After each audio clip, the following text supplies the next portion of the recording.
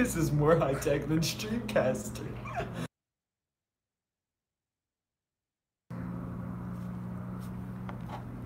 Test. Test. Test. Test.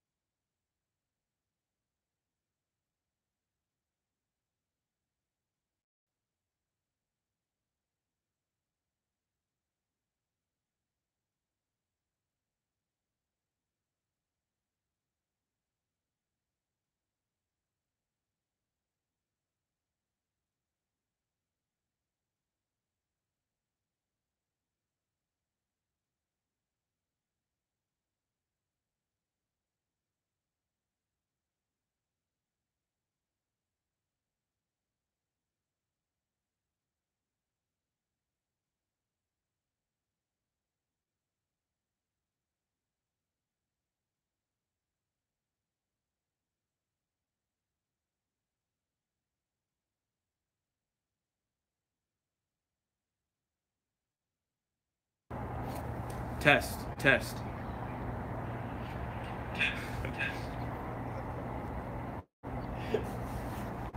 It's good. It's good.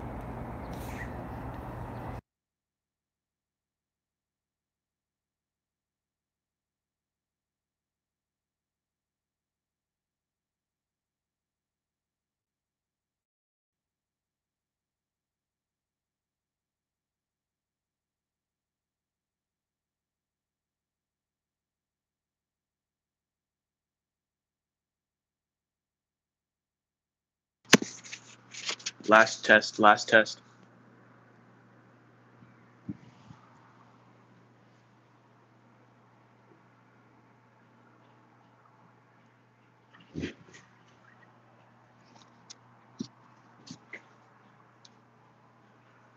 Test, test. Test, test. Test.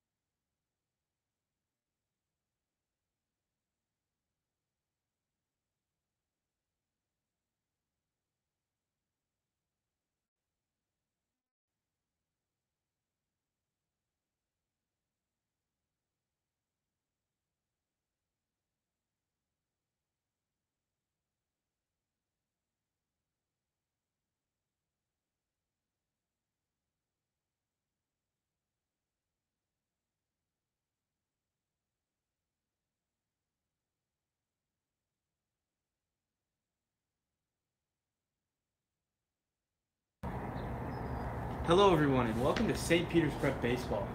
I'm here by myself. No Michael Daly today. I have one cameraman.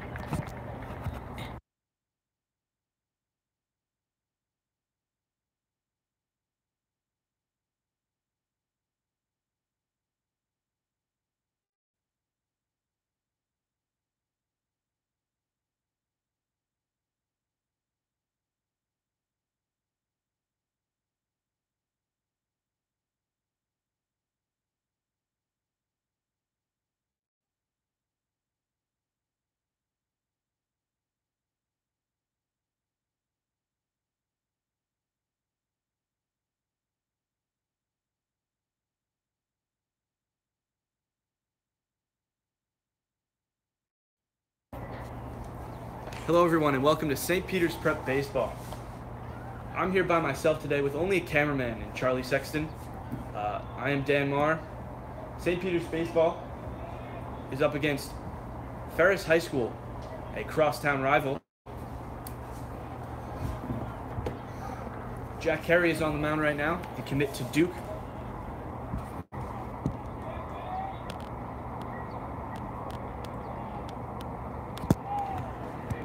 His pitch is in the dirt. The throw over to first from Gino is in time to Anthony Francaneri for the first out of the inning.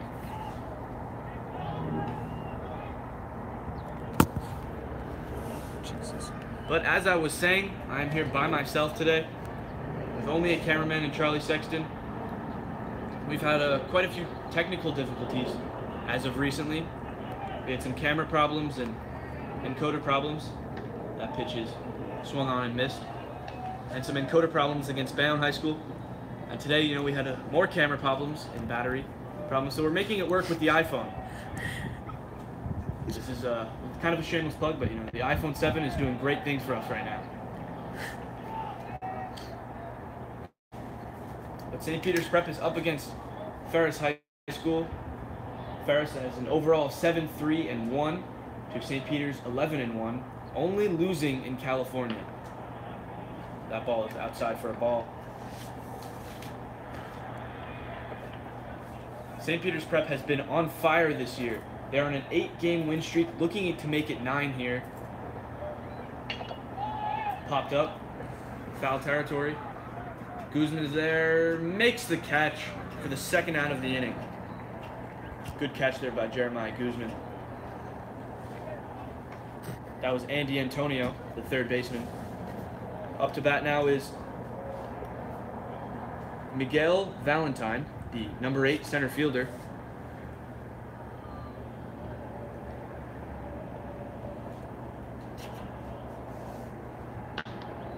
Swung on and missed. High fastball there from Jack Carey.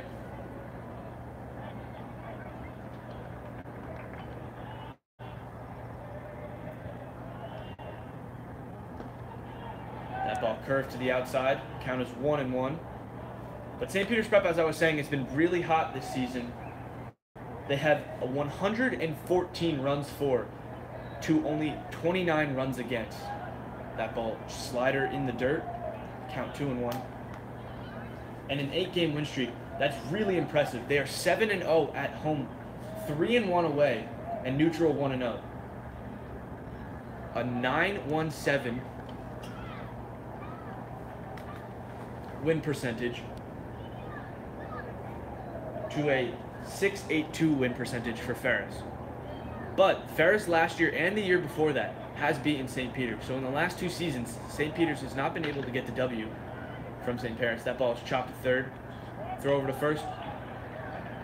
It's called an out. So that's a 1-2-3 inning to start the inning for Jack Carey. And that's exactly what you want to see from St. Peter's, as their last couple of games in the first inning have been a little rough. So as Ferris's defense takes the field, we're going to step away for a second at a 0-0 game in the middle of the first.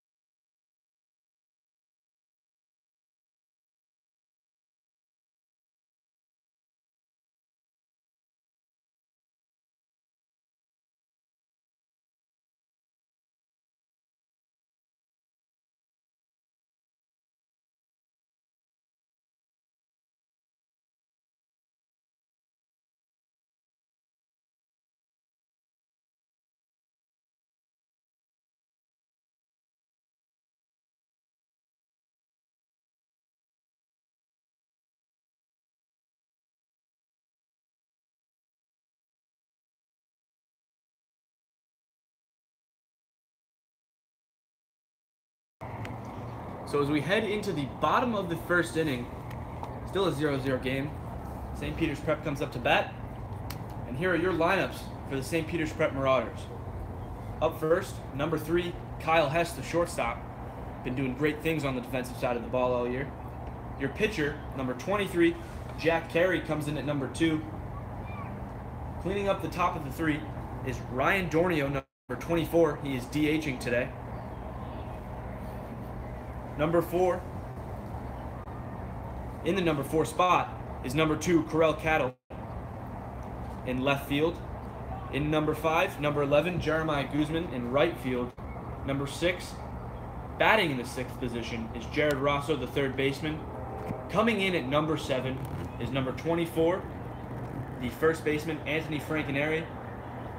The number 8 slot goes to Thomas Ganaway at second base, number 4. And finishing it all off is number 7, Dom Maleo, the center fielder. The first pitch to Kyle Hess is called in there for a strike. Joshua Williams is on the mound right now for the Ferris Bulldogs. 2 great pitchers in this game in Williams and Carey. It's going to be a really defensive game in my opinion. That ball called strike 2. So an 0-2 count to Kyle Hess to start. Kyle Hess has had a very up and down season so far. There have been games where he's gone 1 for 4, and then there's games where he's just lights out. He started the Bayonne game with a quick double the other day. Let's see if he could do that here. Pitch inside for a ball. Count is 2-1.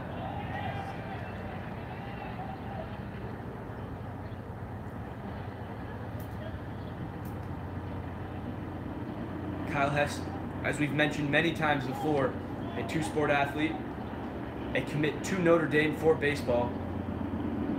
So he's got to be doing something right. That ball in the dirt again. Count is 2-2. Now I think it's going to be a really defensive game here today. 2 great pitchers, great defenses. St. Peter's Prep's outfield is always willing to lay all of it on the line to make a catch. Swung on and missed for strike 3 from Kyle Hess. So he goes down on strikes. That's the first strikeout of the game. And hopefully for the Ferris team, hopefully they can do the same on the defensive side of the ball. But if Williams is going to keep striking out people, the outfield might not need to do much today. But here's Jack Carey, the pitcher. Pitcher versus pitcher battle here. Hit hard into deep left field. Running back, and it hits the ground. Hits the warning track. The throw from the outfield is not in time. Jack Carey has a walk-in triple. My apologies. Lost for words there. A huge play from Jack Carey. That ball got over the center fielder's head of Miguel Valentine, and then over the left fielder's head of Jafari Williams, and the throw was not in time to Jack Carey. So a huge hit from Jack Carey there puts him on third with 1 out, and up to bat is Ryan Dornio. Pinch running for Ryan Carey, I believe, is Andrew Chaparro, number 14, the junior. It is. So Ryan Dornio up to bat. Another huge hitter. We've seen him make big plays before. Looking to drive the first run in. A sacrifice fly would be okay here, as they only have 1 out. Ball called a strike to Ryan Dornio. But that really was a huge play. That ball went really far for Jack Carey. Got past both the center fielder and left fielder's heads. Bounced all the way to the warning track. Could have been a home run, just not enough oomph to it. So now Andrew Chaparro sits on third. That ball is called a ball, or a 1-1 count.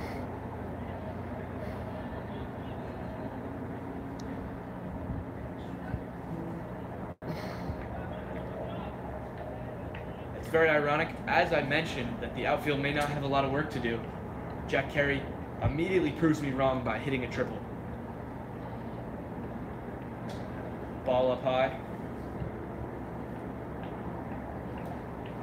And catcher Jerome Banks will go out to talk to his pitcher. Just make sure he's all right.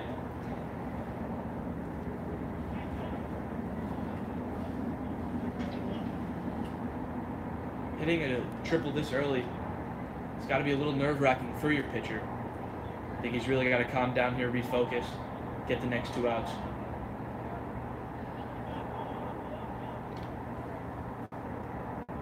Another up high pitch from Williams. He cannot find the strike zone right now.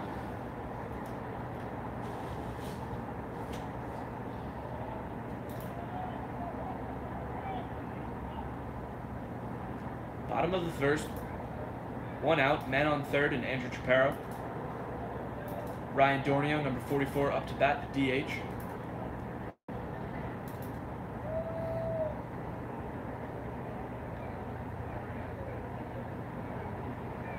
Time is called from the catcher.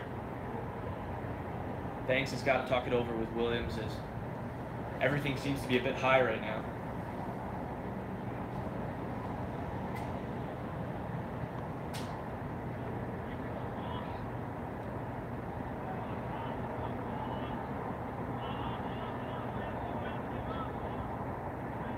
Pitch. Dornio is called a strike. Dornio looking for that fastball. When he gets that fastball, to connect. It can be brutal. He's made some big plays for this team this year. And looking to drive in Andrew Chaparro right now.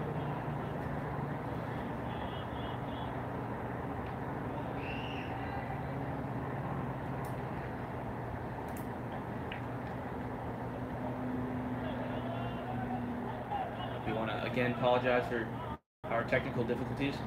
That ball is on the outside, called ball 4. So Ryan Dornio gets onto first base on walks, leaving Chaparro on third. And up to bat comes number 2, Corell Cadell, my apologies.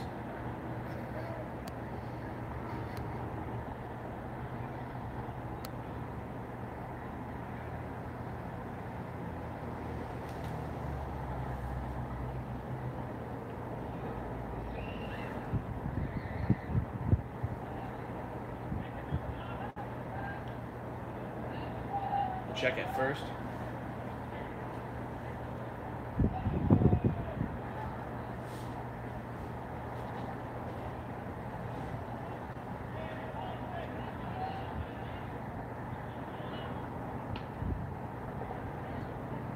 Ball called up high.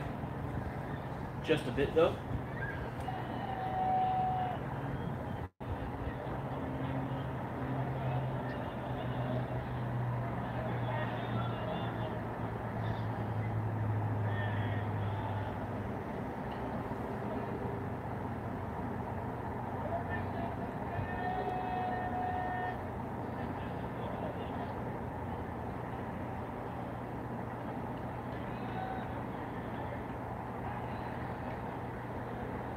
Check it first again to Ryan Dornio.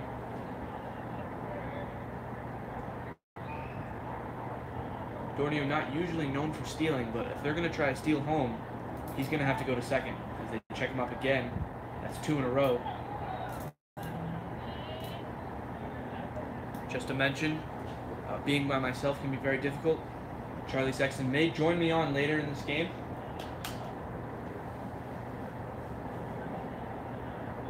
But who really knows? Really is a 2-man wrecking crew here today. As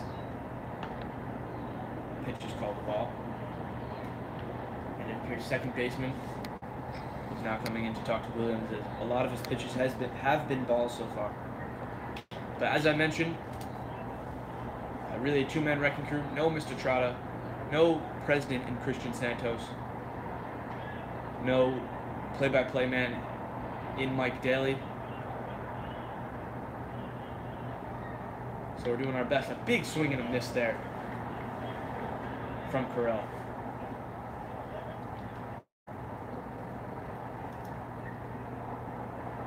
That ball looked like it was inside. Last second curve back out. Great pitch there from Williams. He needs a little bit more of that to get out of this inning.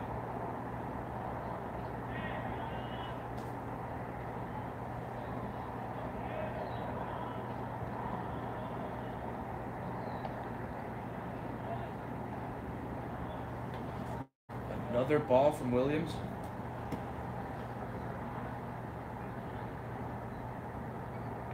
You know, so far it's been a little bit of a rough first inning. here on this beautiful Thursday afternoon. This game was supposed to be played yesterday. Ball 3 right there from Williams. This game was supposed to be played yesterday. Unfortunately, there was a little bit of a weather problem.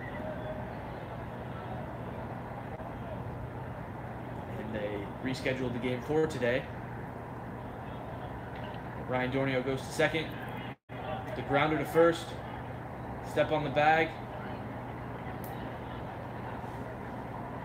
And it appears Cattle is safe at first, and Andrew... No, they're calling Andrew Chaparro back to third base. I'm not completely sure why. But Cattle makes it to first on that ground ball.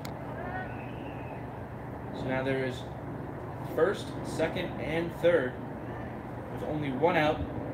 And up to the bat plate comes Jeremiah Guzman, number 11, the junior.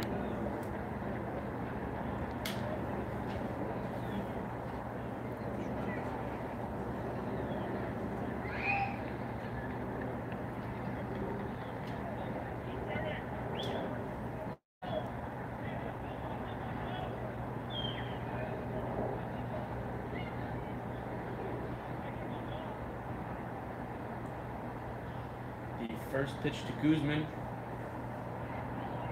He steps out. And as he comes back in, the first pitch is inside, and they call it a strike. Good pitch there from Williams.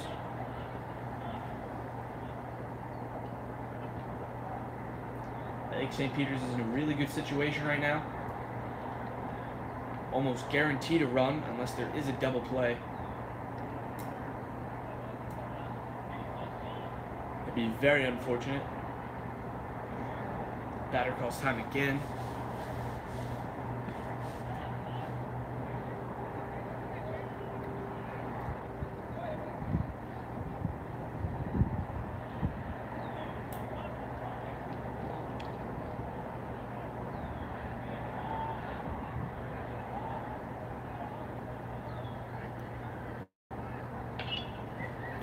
That ball hit hard foul from Jeremiah Guzman. So an 0-2 count to Guzman. St. Peter's is averaging about 9.5 runs a game. And you can clearly see why here in the bottom of the first inning. As everything has been going right for them.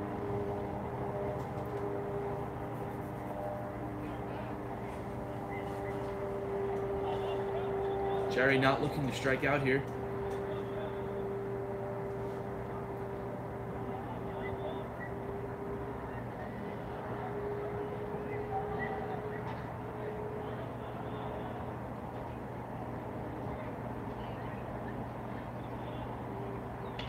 Popped high to the first base side. Matthew B makes the catch for the second out of the first inning.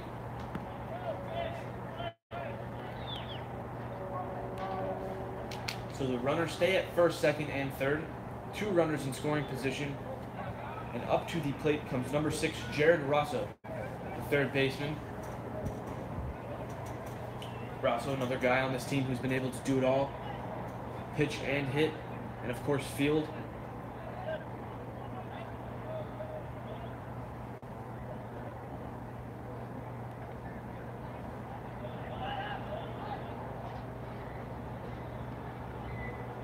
That ball in the door. Andrew Chaparro comes home. The throw will not be in time. There will be no throw at all.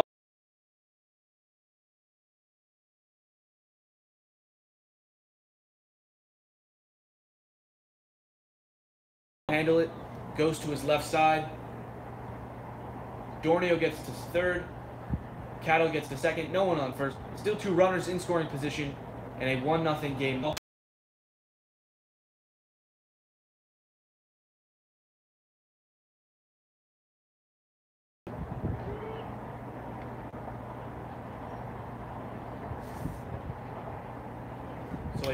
Long first inning so far for Williams, as they're all talking it over.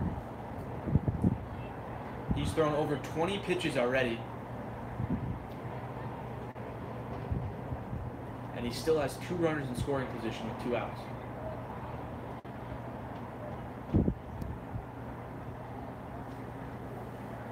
Banks did really everything he could there on that play to keep the ball in front of him.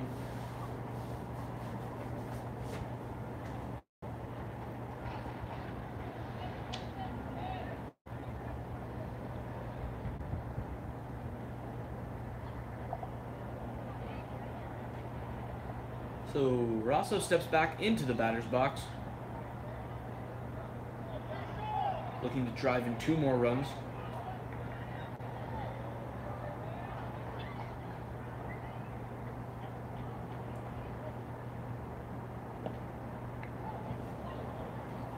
That ball was below Rosso's knees and called a ball.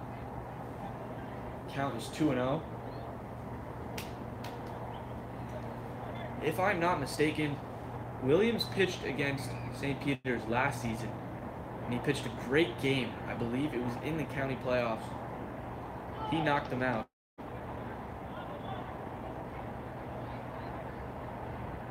Looking to bounce back here after giving up that first run.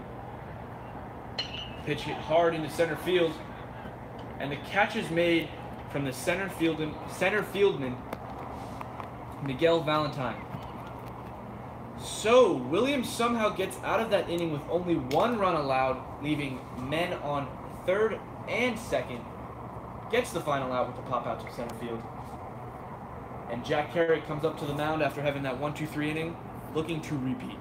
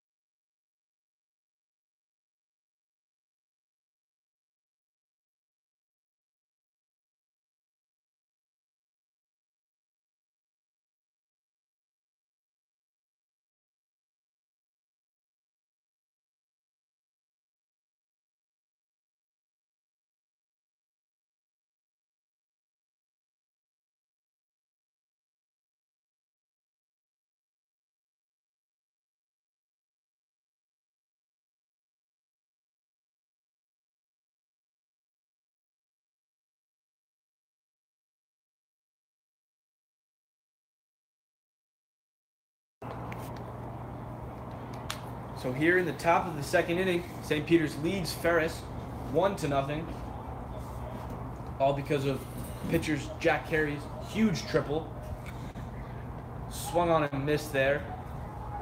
Great slider in the dirt to Matthew Beam, the first baseman. Jack Carey so far has only thrown 13 pitches to Joshua Williams' 24, my apologies. That ball called top corner, a ball.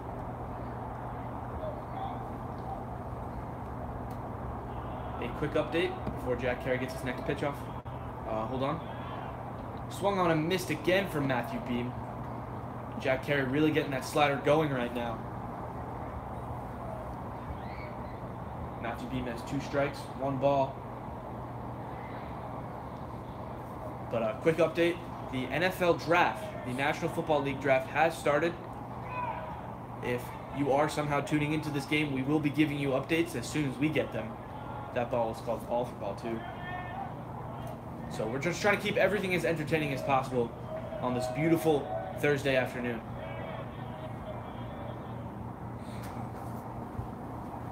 Beam calls time. Carey is a huge right-handed pitcher. Has been dominant every year he's been at St. Peter's. A huge hit there from Beam into left field to Cattle, and he'll walk into first base. So Carey tried to go back to the slider there. Didn't get it low enough. Beam just got enough of it to hit it into the left field right to Cattle, and he gets into first base. So a single there from Beam is the first hit of the game for the Ferris Bulldogs. And up to the bat comes Jahai Williams, number 24, second baseman. Sorry if I mispronounced your name. It happens.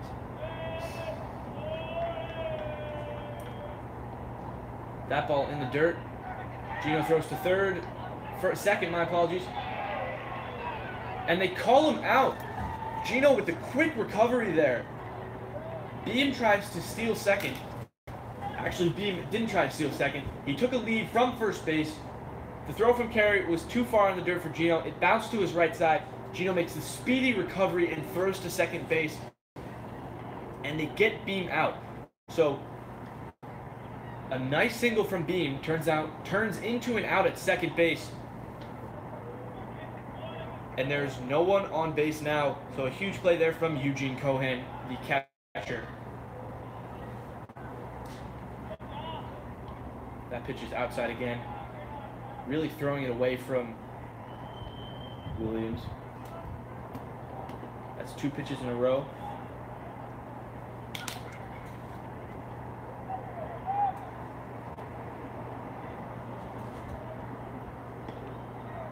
That ball is called a strike. Down in that corner. Carey right now really favoring the left side of the strike zone. That called a strike again, almost in the exact same spot. So Carey really favoring the low pitch right now and to the outside. Not letting Williams pull anything at all.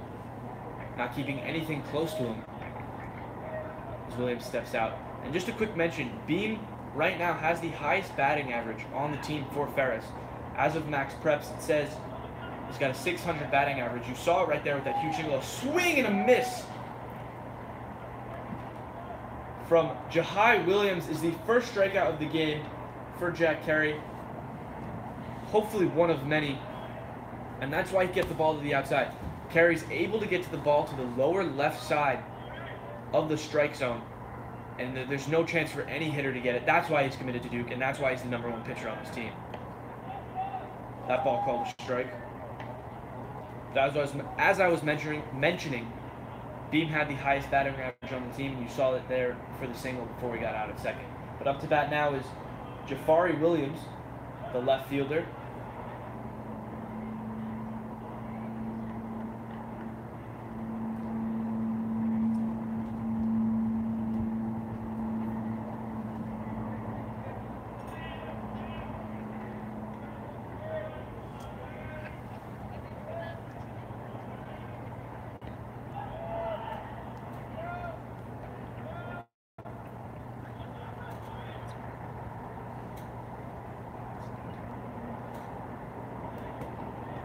Carey looking to get the last out of the inning. Ooh. And that ball hits Jahai Williams up in his shoulder area. That pitch clearly got away from Jack Carey. So he'll jog on into first base, and up to bat comes Deshard Outlaw. What a great name.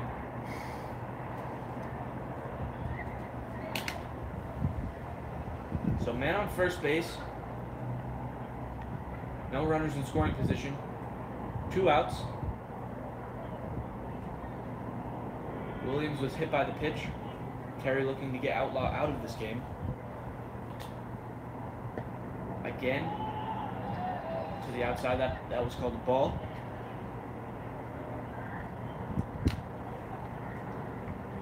A lot of pitches in this top of the second inning for Carey have really been low into the outside. Nothing in and not really taking any chances. The one that did get a little bit away from him, lower part of the zone wise, was hit for a single. And then the other pitch that did get away from him, that ball was also called. That pitch was also called a ball. And the other one that got away from him hit Williams in the shoulder area. But overall, Kerry so far have been pitching a great game.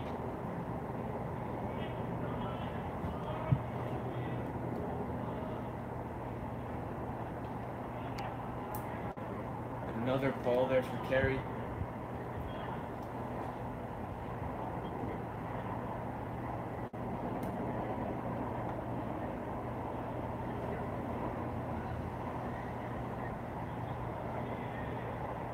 Outlaw readies up. The pitch swung on and missed. Big swing there from Outlaw. Definitely swinging for the fences.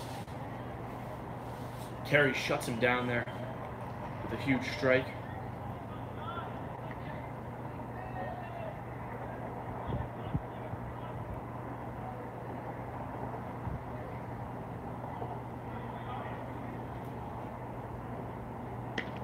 Another swing and a miss there from Richard Outlaw. So Kerry gets his second strikeout of the game, gets the final out of the inning.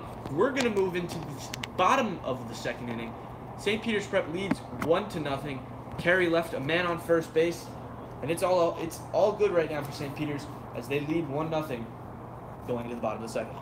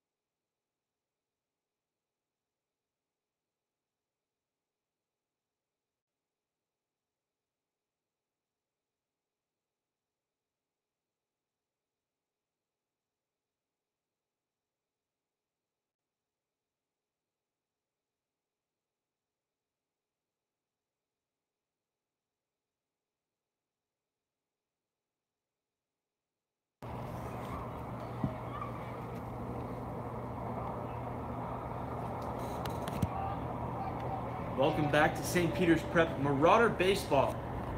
Here in the bottom of the second inning, a pitch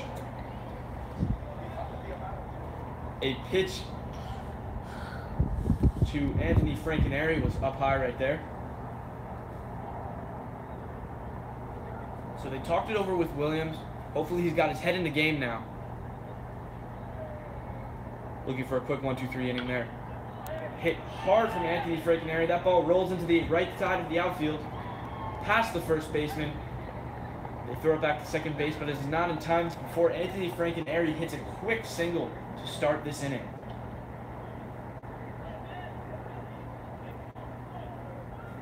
Another guy for St. Peter's. He, per Max Prep, has the highest batting average, and you saw it there. Quick single, that ball got right past the first baseman Matthew Beam, who has the only hit of the day for Ferris. Up to bat is Thomas Ganaway, the second baseman. We've seen Ganaway do some great things. Swinging for the fences there was Ganaway for the strike. Count is 0-1.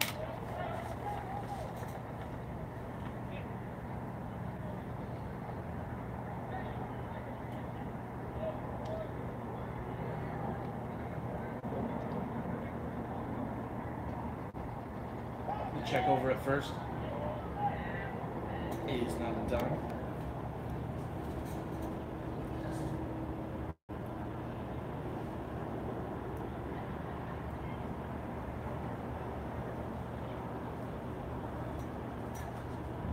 pitch to Ganaway.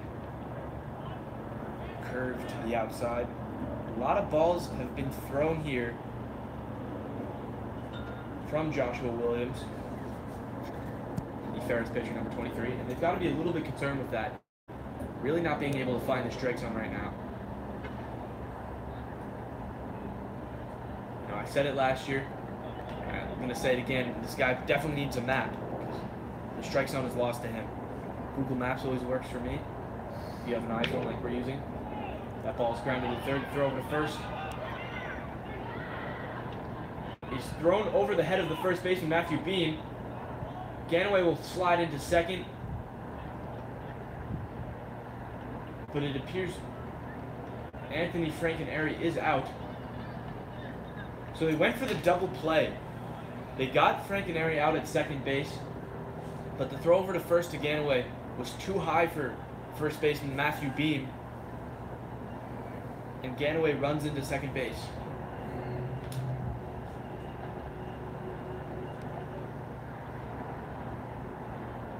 So Frankenary not quick enough to get to second base. Ganaway is. So 1 out, man in scoring position as number 7, Dom Maleo comes up to bat. That ball is in the dirt.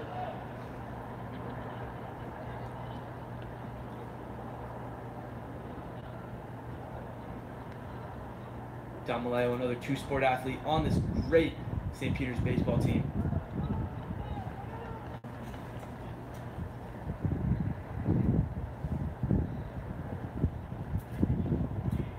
He is a running back, a senior, for ball in there for a strike for the St. Peter's Prep football team. Another great program at the school. And we have an update in the Cleveland Browns with the number 1 pick have selected Baker Mayfield out of Oklahoma. This is now a draft thing. The baseball game is over, folks.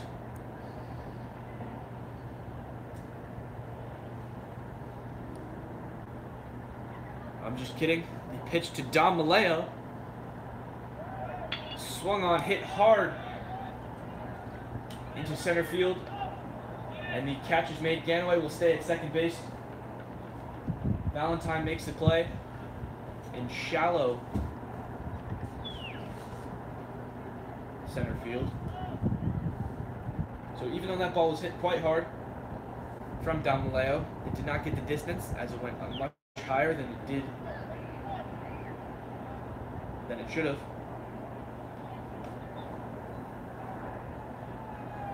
So 2 outs, man in scoring position in Thomas Ganaway at second base. And the order has reset. Number 3, Kyle Hess. They check second base real quick. And as like Mike's to say, nothing doing there.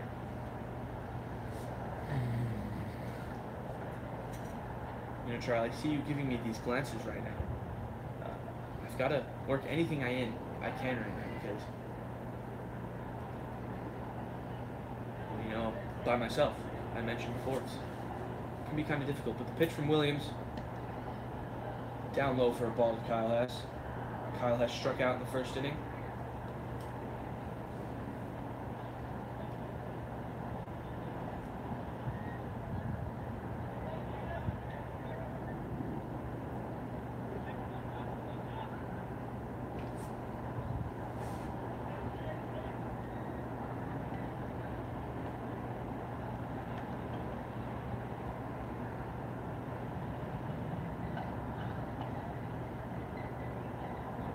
Kyle Hess took a break right there.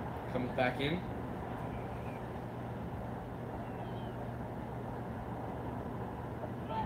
In the dirt, gets away from catcher. And Ganaway runs into third base. Catcher Banks was not able to control that ball. Another one gets in the dirt for him. And this side, it's to his right side. And Ganaway runs into third. So now you have a man on third base. 2 outs. Kyle Hess up to bat.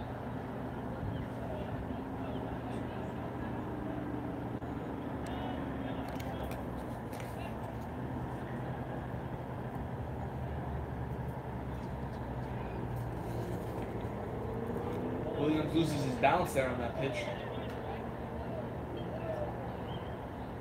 still stays in front of catcher Banks. The catcher Banks.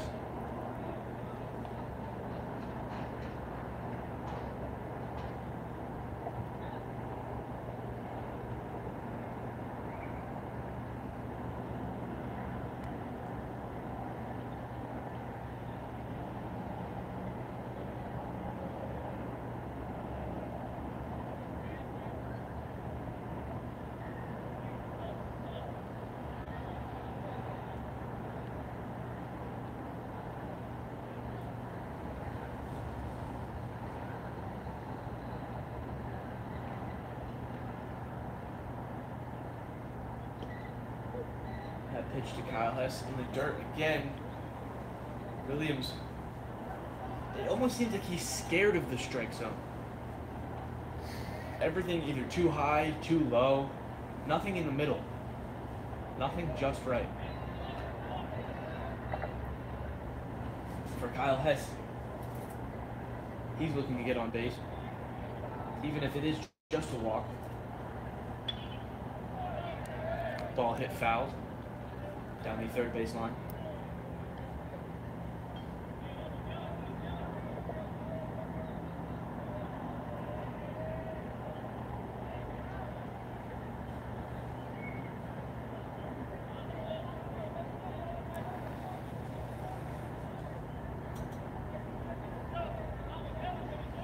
Kyle Hess took another step out there. Probably got a drink of water or something, some Gatorade. Throw from Williams is pop back foul. So Kyle Hess having a long series right now with Williams. He's been up there for a while. You know, these bottom of the inning so far, even though it's only been two, have been a lot longer than the top of them. Jack Carey really doing his job. Williams really trying to make sure that he does his job here, not allowing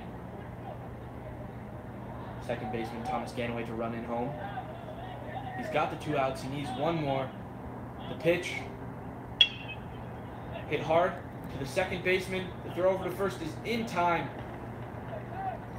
Second baseman Jahai Williams gets down, makes the play. The throw over to the first baseman being is in time. And that will be the end of the second inning. No runs scored. Williams leaves one man on in a 1-0 game for St. Peter's Prep.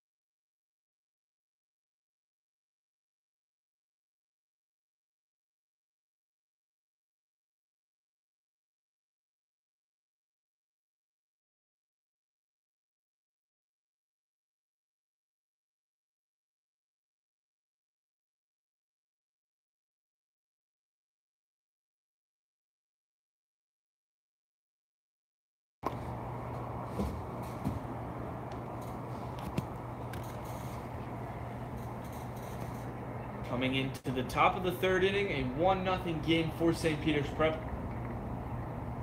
And I can't emphasize it enough. Jack Carey really playing a great game so far. The catcher Jerome Banks is up to bat for Ferris. And Ferris really looking to bounce back. Carey has really not let them do anything so far. That pitch was called, I believe, a strike.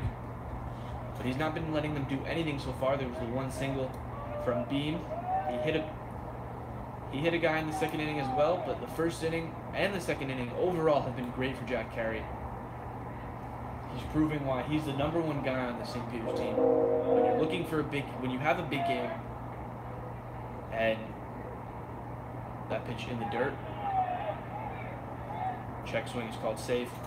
When you're looking for a big play in a big game, the entire team turns to Jack Carey, and he delivers almost 100% of the time.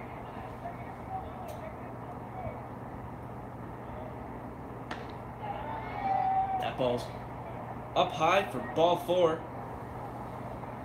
So Jerome Banks waits out Carey, and he gets a walk and steps onto first base. Looked a little enthusiastic there. And the New York Jets are now on the clock, and you know what that means. The New York Giants have drafted running back Saquon Barkley out of Penn State. So far, the draft has pretty much been predicted from the mock drafts. Let's see what the Jets do. Hopefully we do not get copyrighted for this, because that would be really unfortunate. And we would be sitting here doing a game that no one could watch. So Banks on first base. Pitcher Joshua Williams comes up to bat now. He fills up the #9 position for Ferris. So the pitcher versus pitcher battle is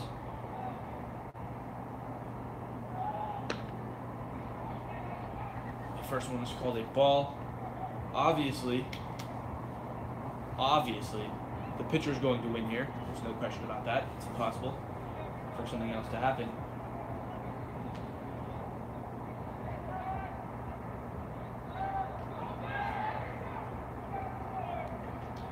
Carey checks over at first. Banks is known to steal, not trying to take any chances there.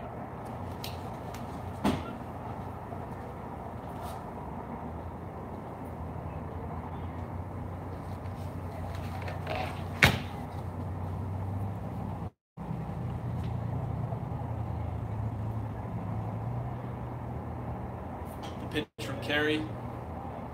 They try a bunt, but it is foul. Joshua Williams looking to bunt there. That ball was a little too high.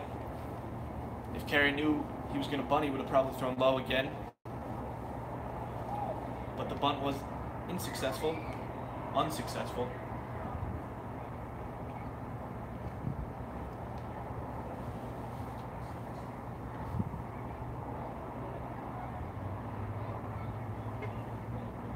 Pitch from Carey. Another bunt attempt. Pop back foul. So even though Williams is staying alive in this pitcher versus pitcher battle,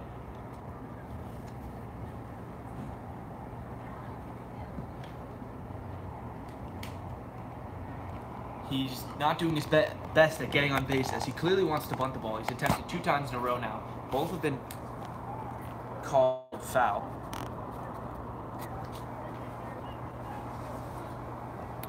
Carey, the pitch down in the dirt, called ball.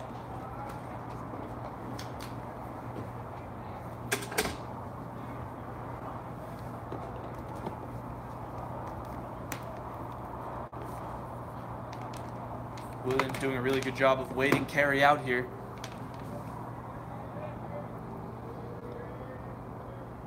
Another ball in the dirt, and they call it a strike. Williams upset with that call, as he clearly was expecting ball 4 there. I was expecting ball 4 there, but they call him a strike, and Joshua Williams gets struck out looking. That's Carey's 3rd strikeout of the game, leaving catcher Jerome Banks on first base. And another update in NFL news, Sam Darnold has been drafted 3rd overall by the New York Jets. But back to the football game, the order has started over, and Franklin Hernandez is up here. That ball called a strike as he misses.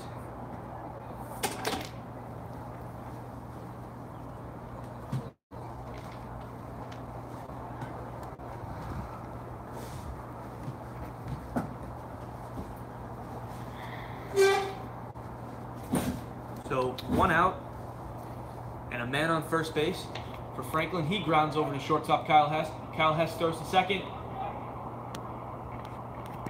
And he gets the first out in Banks, but Banks ran into Thomas Ganaway, and he was unable to get the out at first base. So Franklin hits a single.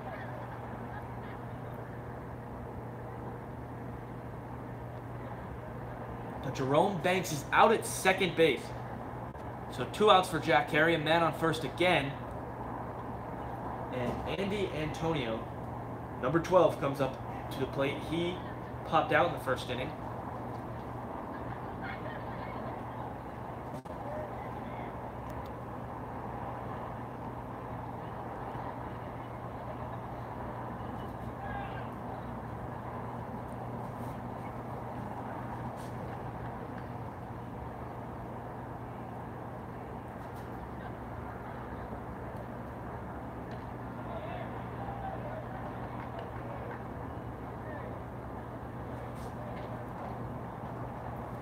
So far, Eugene Cohan has done a great job of keeping the ball in front of him. Carey's really thrown the ball in the dirt. And everything except that one pitch has gotten away from Gino. And he recovered quite well on that pitch as well, as he got the out at second base.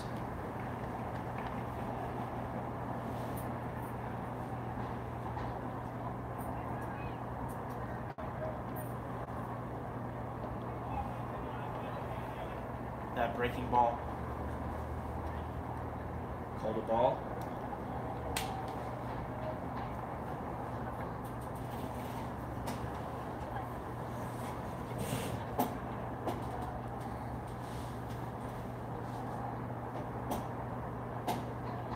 That ball's outside. Gino can't get it. Franklin runs into second, looking to third. Third baseman coach tells him to stay. And Antonio also gets to first base. So now you have a runner in scoring position with 2 outs.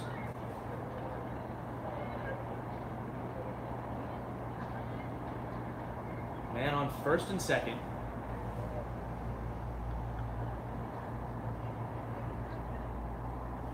Carey has done a great job of mixing up his pitches so far. As soon as you think he's about to throw it in the dirt again, he gets you with a quick changeup or a breaking ball or something. But so far, his slider has been doing the trick for him. We have not seen a whole lot of the fastball. That ball was in the inside, and that's another thing too. We have not seen not a whole lot of pitches from Jack Carey on the inside of the batter. A lot of outside, trying to make the batter pull the ball. That's why he's got 3 strikeouts so far. Swung on and missed for a strike. Now, a great play there from Thomas Ganaway. Miguel Valentine did not want to hit that ball. He tried to check swing and ended up hitting his bat anyway as Carey threw it to the inside. So he had to run to first. A little miscommunication there from first baseman Anthony Francaneri, second baseman Thomas Ganaway, and pitcher Jack Carey. But Ganaway picks up the ball and makes a speedy play to first base to get the final out. Ferris clearly not happy with that play. But Joshua Williams will come up in the bottom of the 3rd inning, looking to get out of it pretty quickly and keep this at a 1-0 game.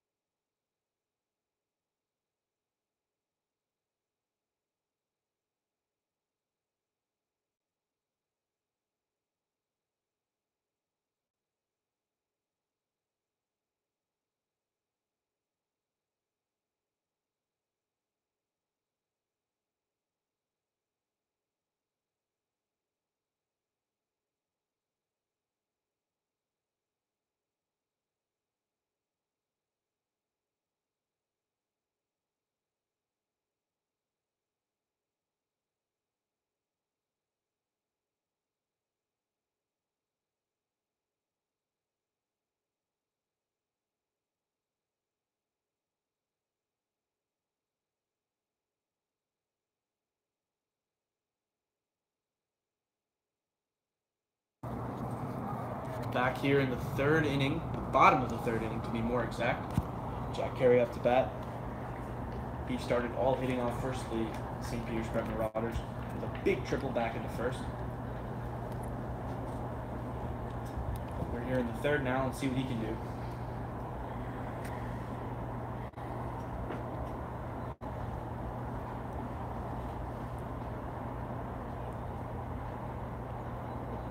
Coach Gare, the third base coach, seems to be talking it over with a couple of Ferris coaches. And the fourth pick is now in the NFL draft. Again, hopefully we don't get copyrighted.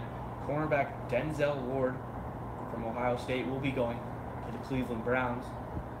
So the rebuild is really officially in motion. Let's see if they can win a game this year. On the other side of it, St. Peter's Prep has only lost one game this year in California with 11-1 record, 8 straight wins. Haven't lost at home yet. One of the best teams in all of New Jersey right now, facing just as good as of an opponent in Ferris, the Ferris Bulldogs. So they pitch from Williams to Jack Carey here in the third. Is going to be down low for a ball. Williams has thrown quite a few pitches so far in this game. Getting up there in the 45 mark. Jack Carey looking to hit another triple. Ball called up high, 2-0.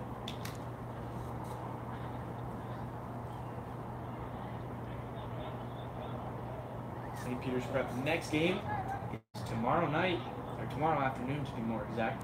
Friday, April 27th at 4:30 at Marist. So unfortunately, we will not be doing the game. Ball in there for a strike. Count 2-1. But we will be doing senior night next week. Hopefully there will be more people than just me and Charlie. Another pitch up high, count 3-1.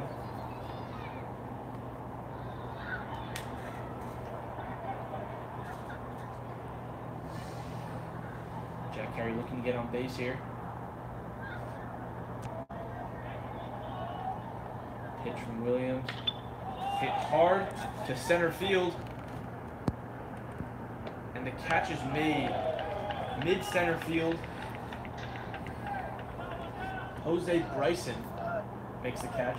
He is now in center field for Miguel Valentine.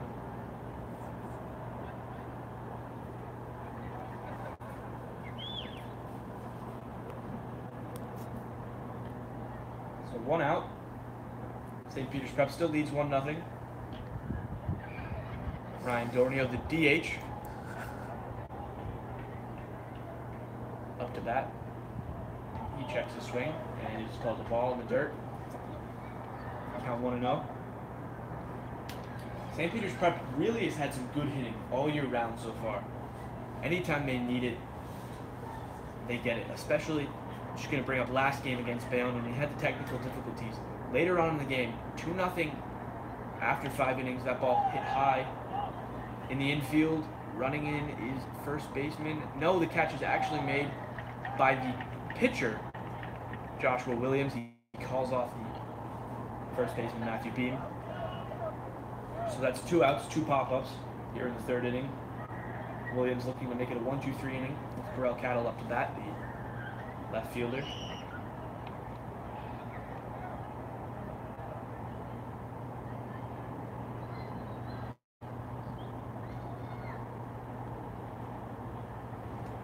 But as I was mentioning, against Bayonne, St. Peter's Prep was down 2-0 through 5 innings. That ball gets through Banks, hits the backstop. Luckily, there was no one on base. So that pitch was called a ball. As I was mentioning again, down 2-0. In the 6th inning, St. Peter's Prep gets quite a few hits. Leads to 4 runs in the 6th inning and a 4-2 win against Bayonne, which going into the 6th inning with only 2 opportunities left to get 2 runs, to at least tie the game. No one is expecting them to get 4 runs, get a bunch of hits. And they did. So it really shows when they need the hitting. St. Peter's gets it. That ball is hit hard foul from Corral Cattle.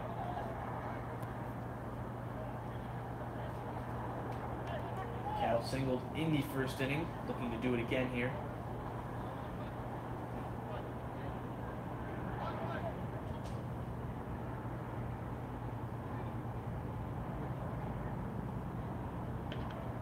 Cattle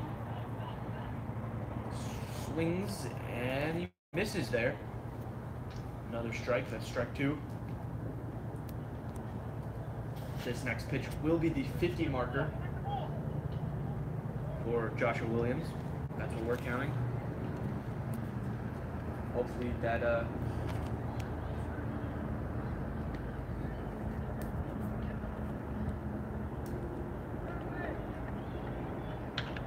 ball hit from Cattle. The shortstop over to first. Bean makes the catch for the final out of the inning. So Cattle grounds out. A 1-2-3 inning for Joshua Williams. Exactly what he needs.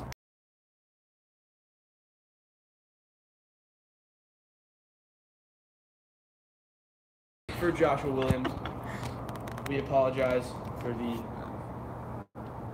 problems.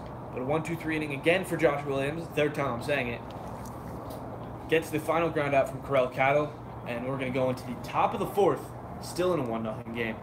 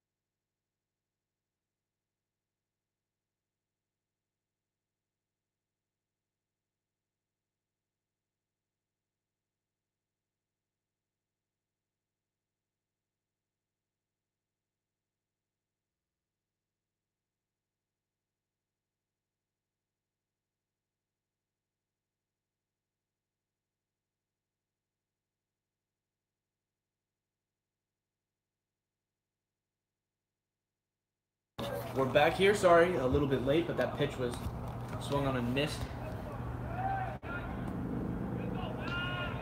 from Matthew Beam.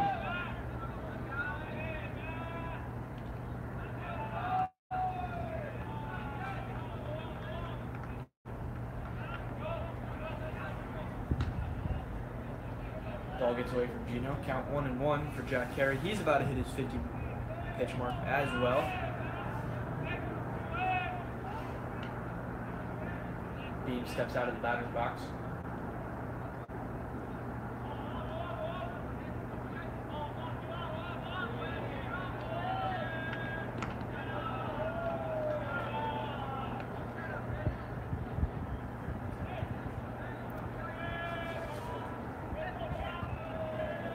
Beam looking to get on base for the second time this game. Swing and a miss. Strike number 2.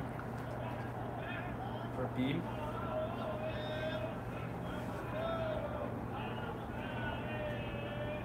That ball thrown in the dirt gets by Gino. And it looks like Beam is going to get into first base, no trouble.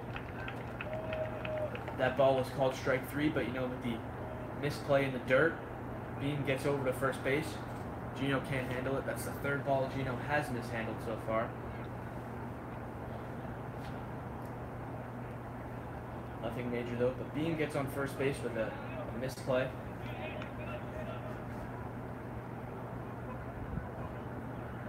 So to start the inning off, Ferris gets on base. That's exactly what they needed. They got the 1-2-3 inning from Joshua Williams, who clearly stepped up there in the 3rd inning after having a rocky start in the 1st and 2nd. Now the Ferris offense has to do their part. A bunt, Jack Carey picks it up. He tags him, looks over to second, but it's not in time. Didn't even get the ball thrown off. But Jahai Williams, one of the many Williams on this team, goes for the bunt. Gets tagged out from Jack Carey, the pitcher. He turns around, but Matthew Bean was already there, sitting down, eating popcorn, watching the draft. So, nothing there. Low in the dirt from Jack Carey. That would be pitch number 51. So both pitchers have now hit the 50 pitch mark. We all know Jack Carey can go past that. The most we've seen so far is Curran's 94 pitches this year. That was crazy. Up to bat is Jafari Williams, the left fielder. He was hit by a pitch back in the second inning.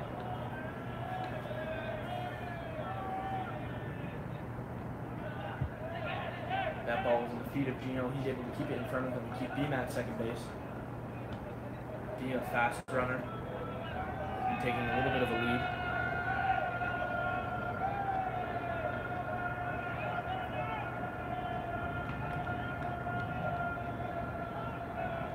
Kyle Hess steps away. They give it again away, but not in time. They check Beam at second base. Usually it's the shortstop. They try to trick him there as Kyle Hess walked away from the base. Thomas Ganaway ran in. Beam recognized it quick enough, got back. Swing and miss. From another one of the Williams on this team. This is Ferris Bulldogs team.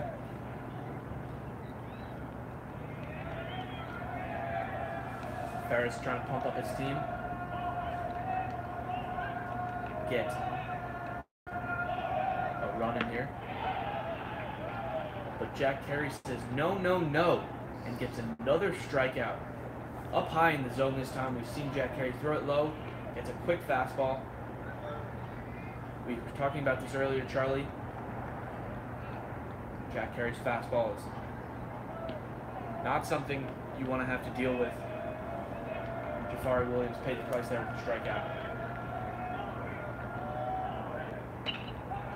That ball towards the St. Peter's Cup dugout, foul for Richard Outlaw.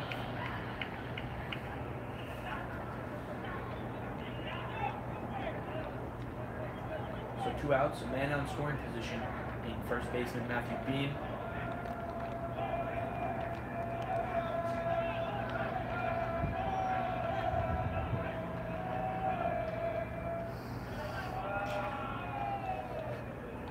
Throw a little outside. It is 8:50 p.m. St. Peter's Prep leads the Ferris Bulldogs 1-0 in varsity baseball right now. Jack Carey's on the mound, pitching a shutout. Hopefully I did not jinx it.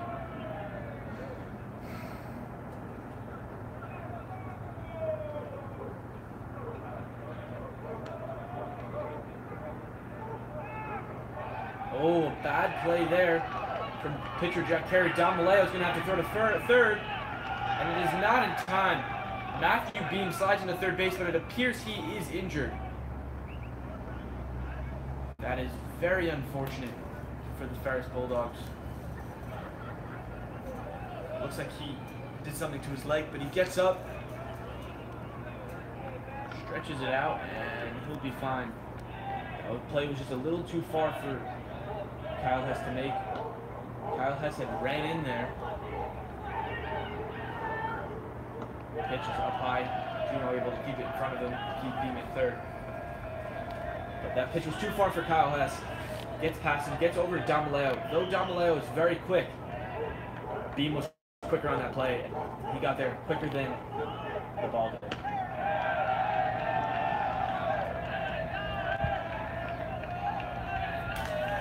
If you can pick it up from here, Ferris is now making Bulldog chance as they are very close to getting the first run of the game. Matthew Beam has been by far the best player for Ferris Bulldogs. Another throw up high, and Richard Outlaw is walked.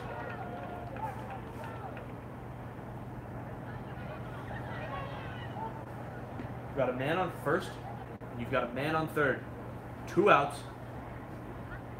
The entire infield's going to talk to Jack Carey real quick, calm him down.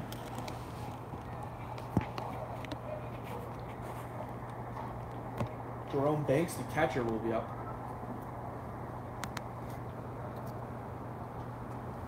So by far the best inning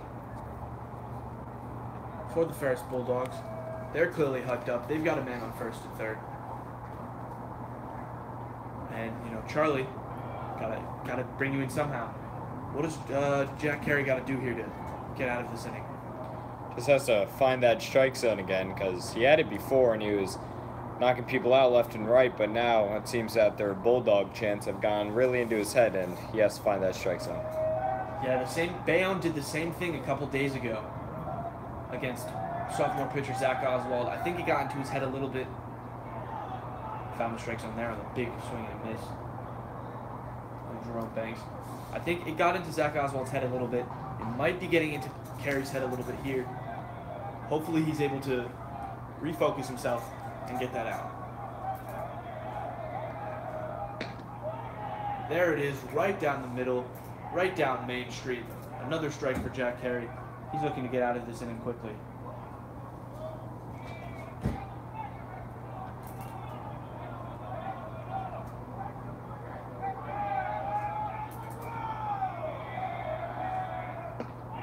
That pitch is called strike three. Jerome Banks, emphasize on the Banks, tried to check his swing, went a little bit too far, and he knew the minute that ball hit Gene Cohan's glove, he was out. So, Jack Carey leaves a man on first and a man on third, and 0 runs allowed. So Charlie, clearly a great play there from Jack Carey. You mentioned he had to find the strike zone. Quick 3 pitches, finds the strike zone there, gets the final out with a strikeout, and we're going to move into the bottom of the fourth.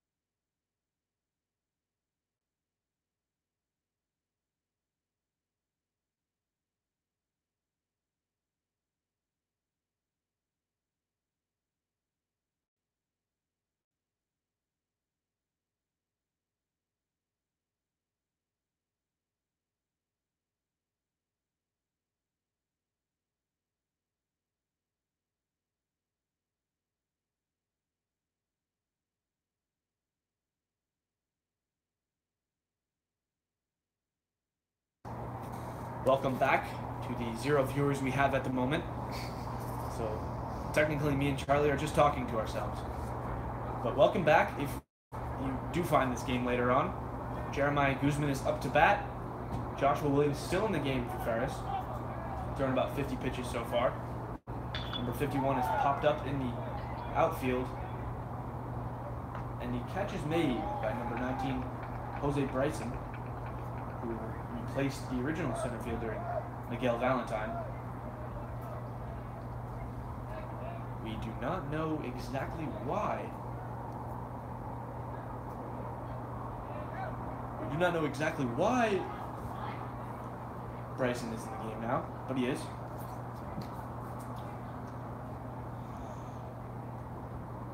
He makes the play there on the pop out to Jeremiah Guzman in the 4th inning.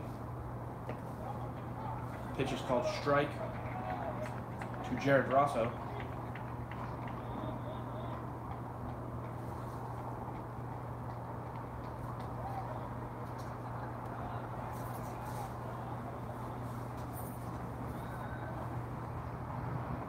ball gets over Banks' shoulder. Hits the wall behind them. Luckily, no one was on base. That ball hit the dirt, went right over Banks' arm.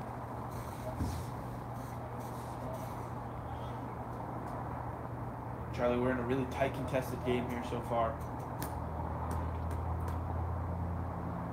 The pitch hit hard to third base. The throw over to Beam is in time. That's the second out of the game. Rosso rounds out over to the third base side. Antonio makes the out, gets the throw over in time to Matthew Beam.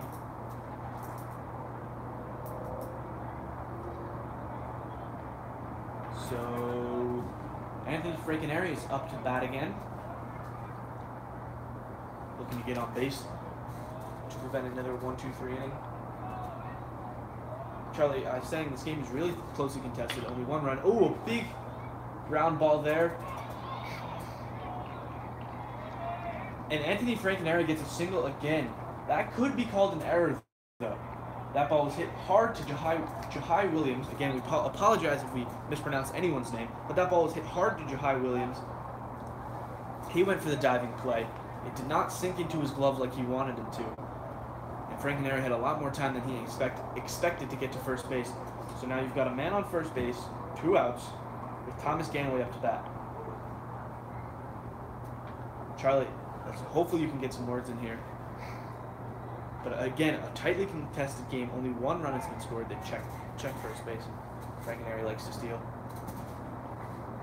Do you think this game could become a breakout game? You know, they get a few runs in here. We still got some time left in this game. So,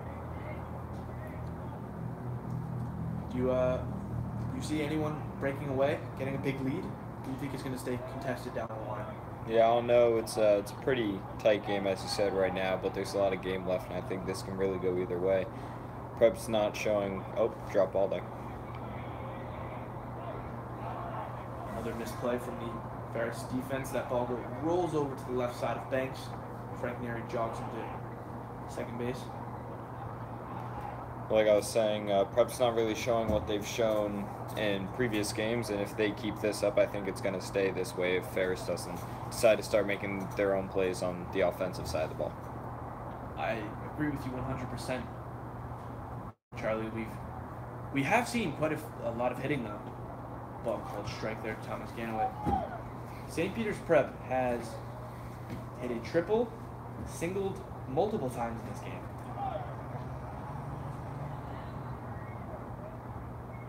They had 5 hits. So we've seen the hits come, but only 1 run scored, and Andrew Chaparro replacing Jack Carey at third base. Well, who knows here? We've got 2 outs, a man in scoring position. That ball drops a little bit too much for Joshua Williams. Man in scoring position, and Thomas Ganaway, the second baseman, up to the bat. Ganaway hit a double earlier in this game. And it's honestly, Charlie, been a lot of ground. That ball is able to be kept in front of from Banks. Another low play outside from Joshua.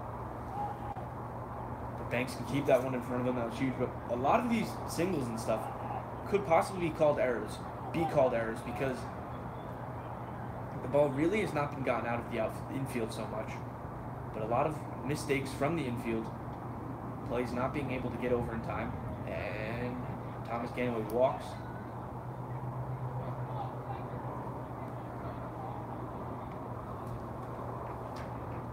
So it's not been huge hitting, but they've been hits,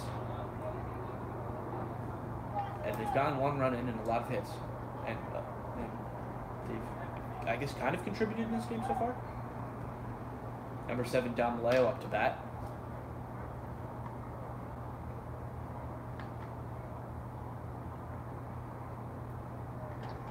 That ball right in there for a strike.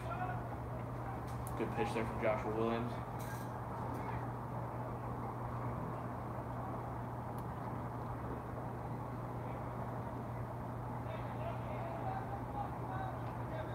Williams looking to get the last out of the fourth inning. He's gotten two already. Hit hard down the right field foul line. A sliding catch is made from Outlaw, but it appears it hit the ground first. We apologize if you did not see that catch.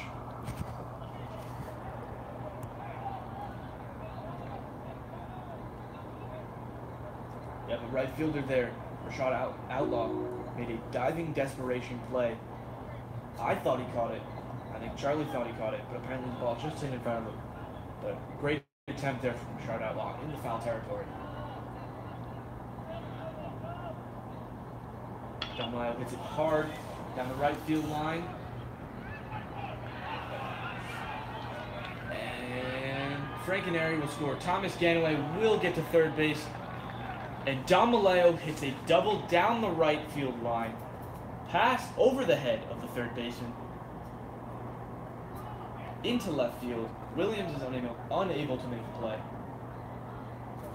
That ball bounced in and out of his glove. So Williams had the two outs. He had a chance to get out of this inning. But before he could say another word, Dumlao hits a double and it's now a 2-0 game. He drives in Anthony Frankenary. Still two outs, by the way. So he just needs one more out with Kyle Hess up to bat.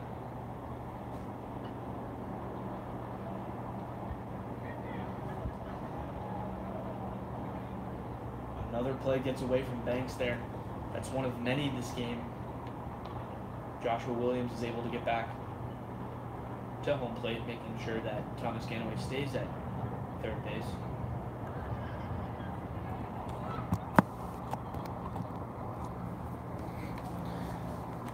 Charlie, we could see a big change right here. That could be the first of many hits. Many runs for the St. Peter's team. Yeah, it definitely could. Showing promise now, but they are having a talk on the mound with Ferris pitcher, and hopefully Ferris's defense can get it together and stop dropping the ball so much, and maybe they'll be able to get out of the inning. You definitely saw it there. Left fielder Williams goes to make the play. Decides not to dive on it, lets the ball bounce in front of him, but then when he goes to pick it up, the ball just bounces out of his glove. So Kyle Hess up to bat again. He struck out and popped out in the first and second inning. Here in the fourth, looking to drive another run home in, and there's two men in scoring position. So he's looking to do his part on the team as he chips that foul.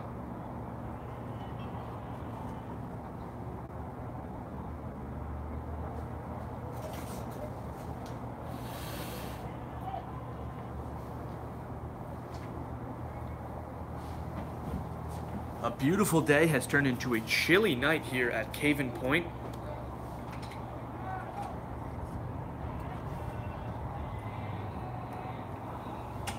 Ferris High School at the home of St. Peter's Prep. Ball up high for ball number 2.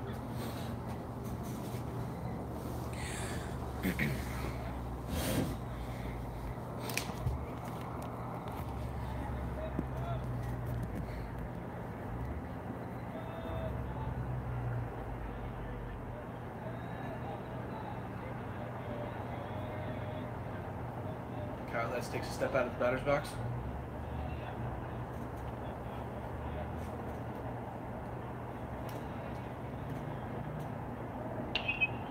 Grounded down to Beam. Beam runs over to first base. Kyle Hess loses his helmet, but they call him out anyway. So Kyle Hess grounds out for the third out of the inning. That will be out number 3. 1, 2, 3, you're out. But before Joshua Williams is able to get out of that inning, Dom Maleo hits a double and drives in Anthony Frankenary. So heading into the top of the 5th, it is a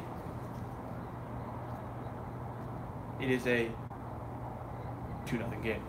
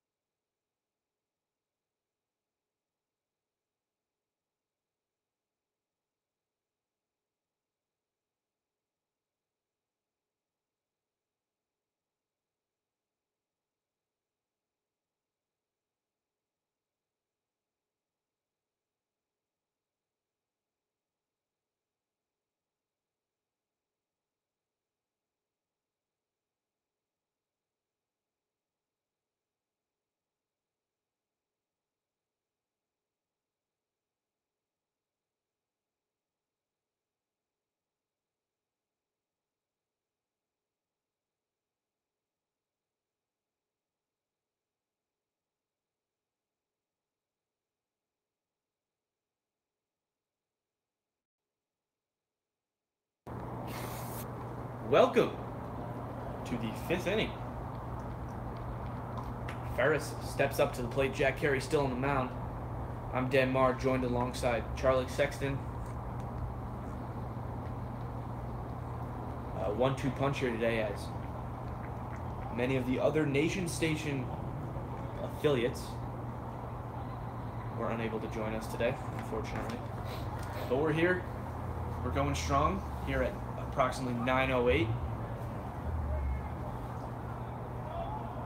Pitcher versus pitcher battle again. Last time Jack Carey struck out Joshua Williams. Strike one is called there to Williams. Carey starting to throw the ball a little bit higher. That ball's chopped foul. Carey earlier on in this game was really relying on that low pitch, not taking any chances. That ball a little bit high, count 2-1. Not taking any chances whatsoever. All to the outside, down low. Got a couple strikeouts doing it.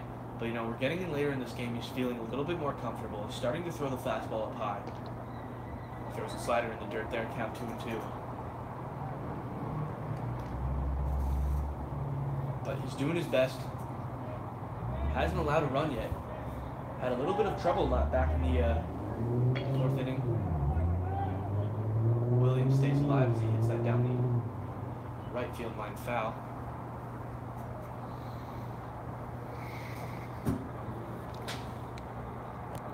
But all in all, Jack Carey really pitching a great game and hitting the ball well. That ball hit towards Kyle Hess. And he can't make the play. Kyle Hess tries to make the diving stop, keeping the ball in the infield. He blocks the ball from getting to Corell Cattle on the left side. So a great attempt from Kyle Hess, but the ball falls out of his glove and he's unable to get up and make the throw back to first base. So Joshua Williams hits a single to start us off in this 5th inning.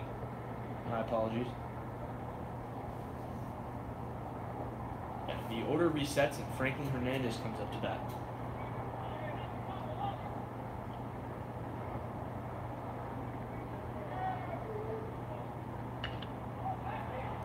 Hernandez pops that one up. Gino going for it. And it just gets over the wall. No outs. Man on first. Here in the 5th inning, St. Peter's Prep leads 2-0. We want to thank the one viewer that we have right now. Hopefully it'll be more. Spread the word. Tell your friends. We've got nothing to lose. Isn't that right, Charlie? You know it, Dan. I'm joined alongside, obviously, Charlie Sexton. Normally the cameraman. That ball is called strike to Hernandez. He didn't like the call. Looked outside to him.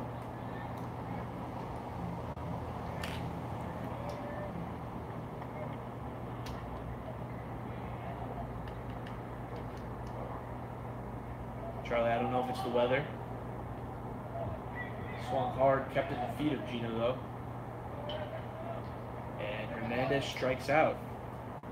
So I thought that was strike number 2. It was strike number 3. Jack Carey gets another strikeout. Thank God Gino was able to keep it in his feet, not letting it get by him. That keeps Joshua Williams at first base and sends Hernandez back to the dugout. And up comes Andy Antonio. Right down the middle for a strike there to him.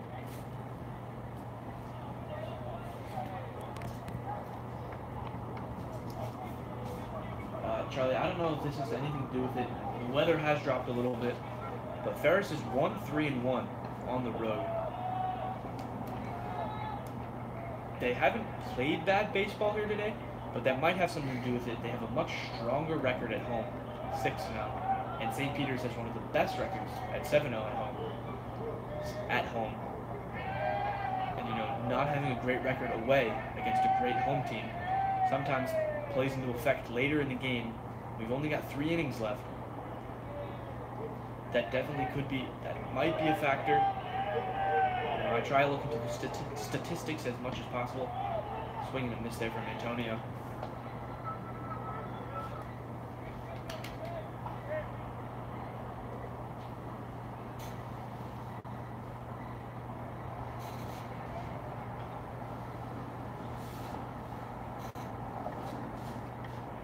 Big day for sports. There's that thing called the NFL draft going on. Prep baseball is playing. Prep lacrosse played today. Spring sports are in full swing. They're actually starting to wind down. Just a reminder, we will be covering home playoff games this year, and it looks like there might be a lot. Strike number 2 to Antonio. Another swing and a miss. It looks like we might be covering a lot of them if St. Peter's Prep decides not to lose another game this season.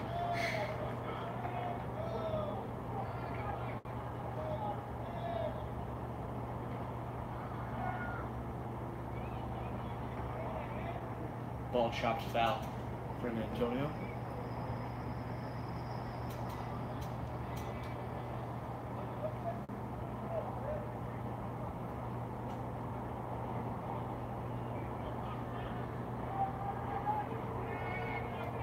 Here on a chilling night, Caven Point Field. Antonio stays alive again with another ball hit back foul. About to be 9:15. St. Peter's Prep leads the Ferris Bulldogs 2-0. Some great pitching on both ends of the field. That ball in the dirt. Gino looks at second, goes over to first. And what a play from Anthony Frankenary. My goodness.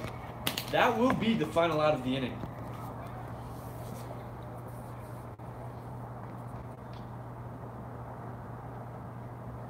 My apologies, that might have been Miguel Valentine on the play. Apparently I got a little mixed up there. But, Gino checked second base. He could not get the ball over in time. Valentine or Antonio, I'm not completely sure who it is, throws over to, runs to first. A high throw from Eugene, not trying to hit the runner. And Anthony Frankenary makes a nice jump play right there to get the final out of the inning. So as St. Peter's Prep gets ready to hit the ball again, the Ferris defense looking for a quick play to get that offense back on the field as they're running out of opportunities. So we'll be right back. Hopefully you stay tuned with us. Thank you.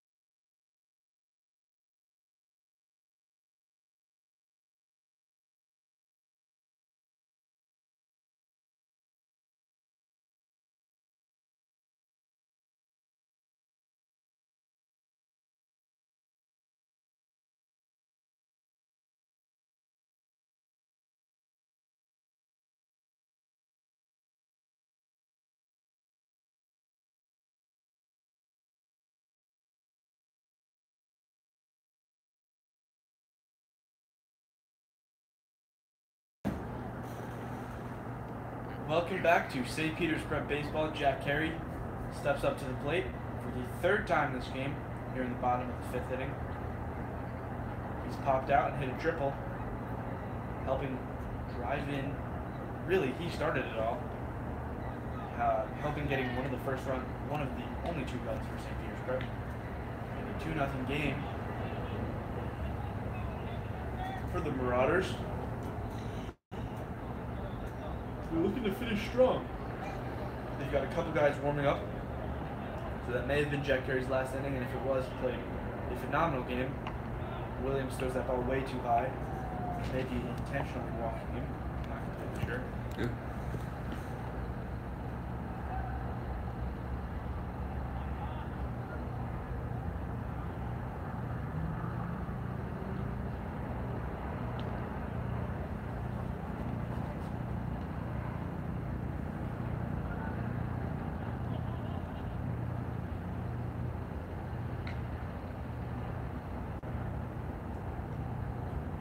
The pitch to Carey. Hit foul.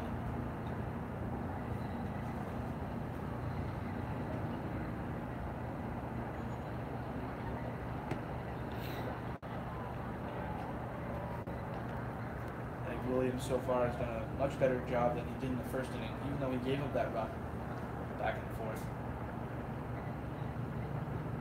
Ball to the outside. He's been able to find the strike zone a lot better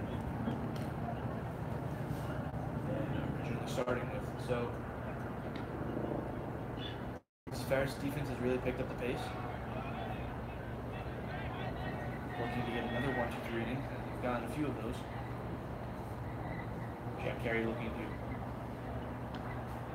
foil that.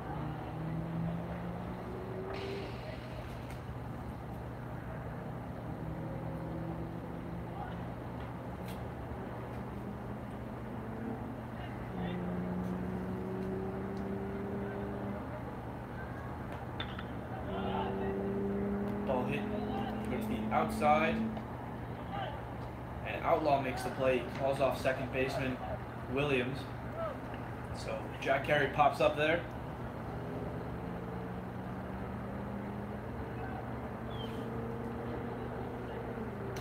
That ball was just outside the infield. Williams is going to make the catch. Outlaw runs in, calls him off. And a quick NFL update. St. Peter's Prep alum Minka Fitzpatrick has been drafted by the Miami Dolphins at 11 overall.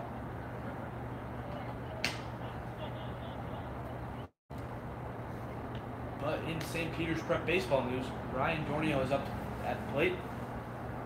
He's walked and popped out in this game so far.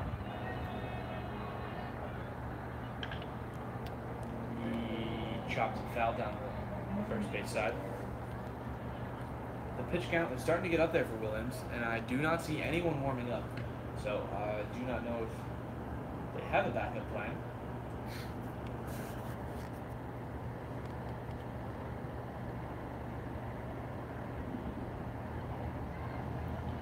Pitch from Williams up high.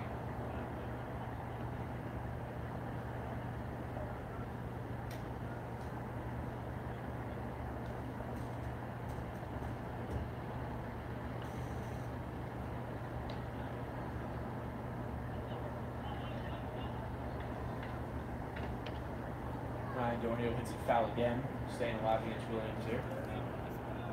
Williams about to hit the 80 pitch marker. And like I just said, no one's warming up for him.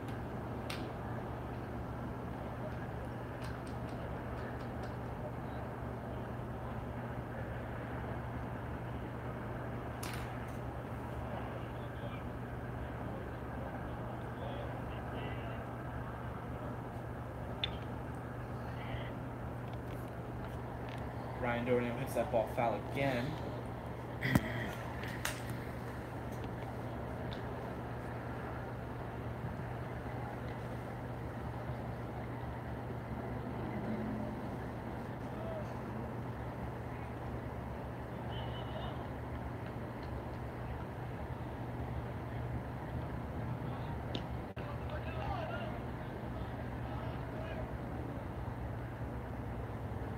.22 p.m. St. Peter's Prep leads 2-0. And what do you know? Ryan Dornio hits another foul ball. It seems that's all he hits right now. And Charlie, you clearly agree with me. I hope. It's hard not to. Charlie, do you have any insider analysis on this game so far? That ball is not going to be a foul. Hit to Bryson, the center fielder. He calls off Outlaw for the second out of the inning. So after what seemed like 1,000 foul balls from Ryan Dornio, he finally keeps it in play. Bryson calls off Outlaw, makes the second out of the inning. And Charlie, I didn't mean to cut you off there. What were you saying? It seems Ferris really got their defense back in order here, and maybe if they can start proving their offense worthy to get some runs on the board, then we might have a game on our hands. As you said before, it's still a close game, but I think that Ferris has a good chance of holding Prep at their current standing. I could definitely see why you say that, and if they're able to do that, they've got to look to the offensive side of the ball. Jack Ferris completely shut them down this game. Not been able to do anything. The pitch to Cattle was outside, and this pitch is inside for a ball. So 2-0 count. 2 outs. Bottom of the 5th inning. For Ferris High School, the Bulldogs will have 2 more chances to score in this game. 2 runs doesn't seem like a lot, but when you're up against Jack Carey, even a double is a lot. I believe that was called ball number 3. Not completely sure from this angle. Either way, Williams is losing his sight of the strike zone again.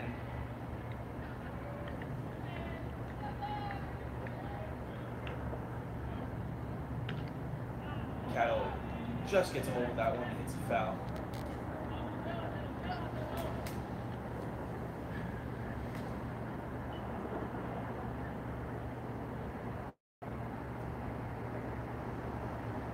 Charlie, we're coming towards the end of the St. Peter's Prep school year. The seniors have until Tuesday, and they're done. They're gone. Unless you're playing a sport or having an AP exam, you're done. So even though it's a little early, we want to thank all the seniors. That ball thrown in the dirt, and kind of keeps it in front of them. We want to thank all the seniors for all the hard work they've done this season. But they're not done yet. They've got to finish this game. They've got a season to finish out. And, you know, they've won the county championship a couple times. But, you know, I think this year, with a 10-1 record, 11-1, my apologies, 1 record, you know, they're looking for a little bit more. And that states that ball drilled into the outfield from Cattle. So a solid single from Cattle keeps the inning alive for St. Peter's.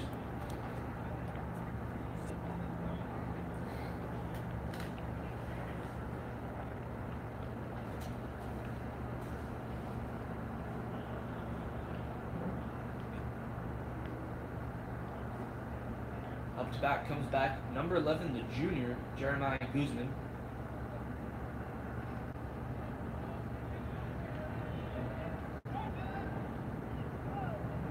They check Cattle at first base. The ball bounces over Beam's hand, but it does not go far enough for Cattle to get to second base, and he has to stay there. Cattle is a very fast runner.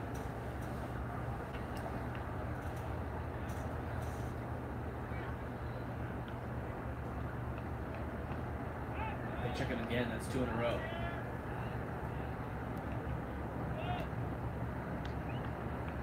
Probably looking to steal here. We've already got 2 outs, we've got nothing to lose. Second baseman Williams steps over.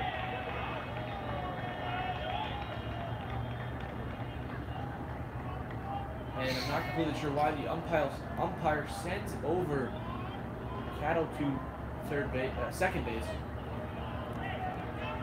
Not gonna lie, I do not know why. It has to do something with the pitcher trying to check up on him again.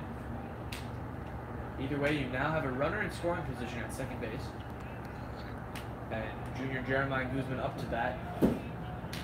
2-0 game.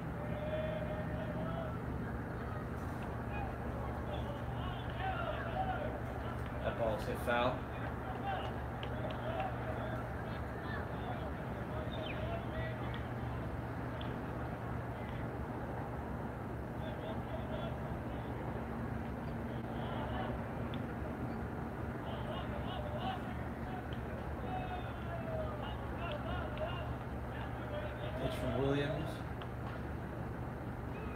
down in the dirt, and Cattle's going to go to third. And they call him safe. A ball in the dirt to Banks, just a little bit to his right, not too far. Cattle makes the decision to go, slides into first, actually dives into third base. And then Antonio is not able to tag him out. So now you've got a runner in third, at third. Guzman up to bat. 2 outs. A 2-0 game here in the 5th inning. Another ball called.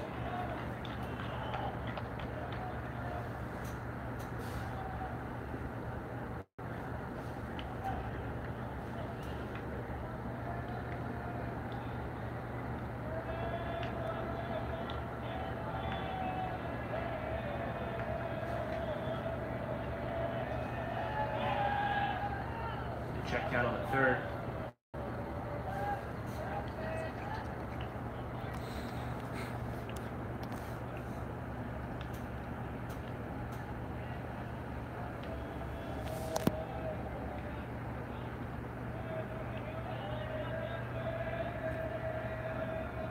The pitch hit hard towards Bryson, and he makes the final out of the inning. Bryson, the center fielder, makes a pop out from Jeremiah Guzman, leaving Corell Cattle stuck at third base internally. He will never be back there in this game, in the 5th inning at least. So as we head into the top of the 6th, St. Peter's leads 2-0. Jack Carey will still be on the mound.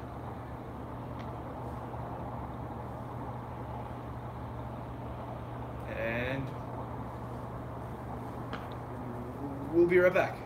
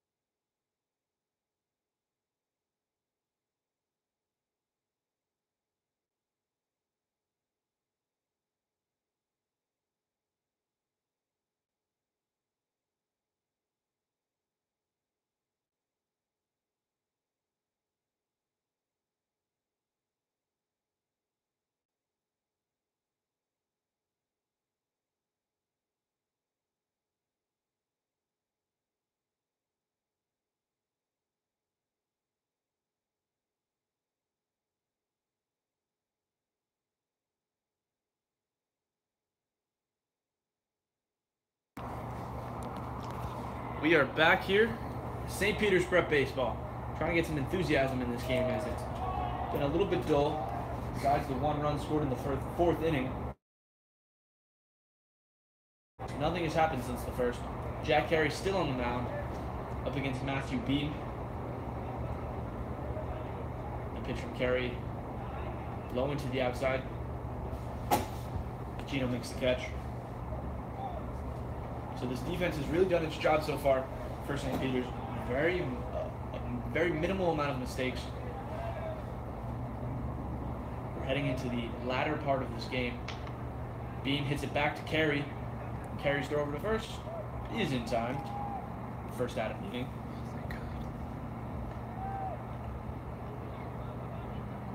Quick recovery there from Jack Carey.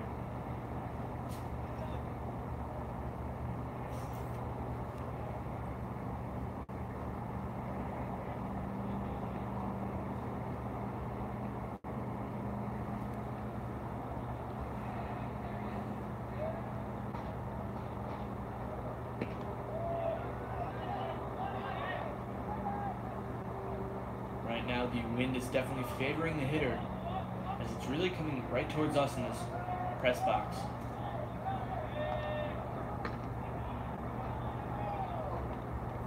Jahai Williams looked for a bunt there, pulled it back.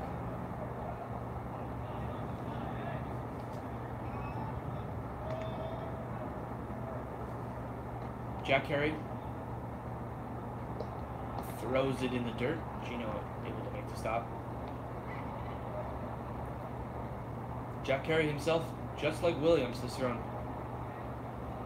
quite a few pitches here. Another pitch. Down, and it is called strike. That slider has really been working for him. He's able to get it in the strike zone before it drops. And, if you don't swing, you're usually mistaken, and if you do swing, it's way too late. Williams gets a hold of that one, but it is popped foul. Popped foul. Popped foul. Yeah, popped foul.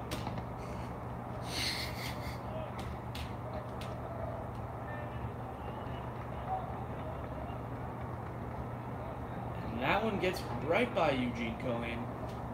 Luckily, no one was on base. Another ball in the dirt. I believe the count is 3-2.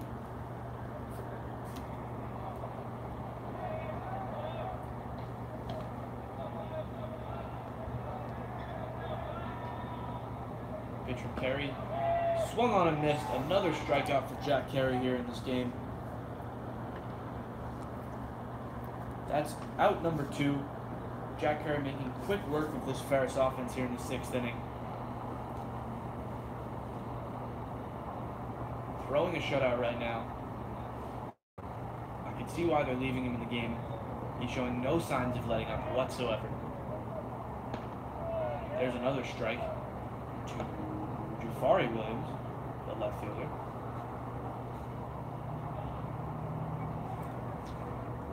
Jack Carey has 85, 86 pitches now. Still going strong.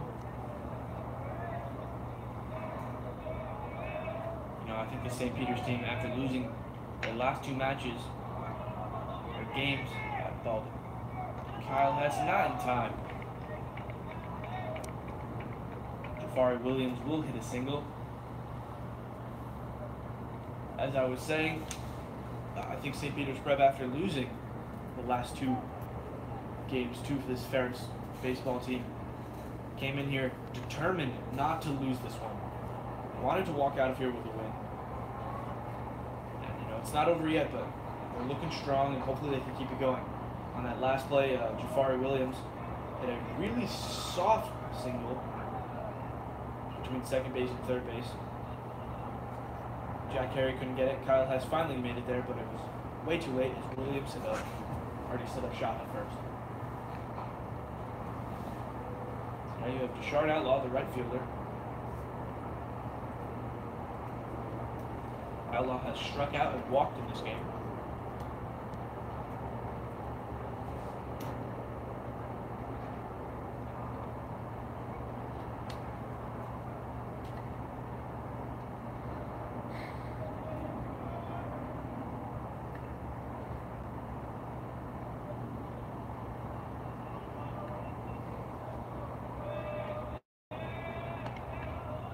Pitch from Carey.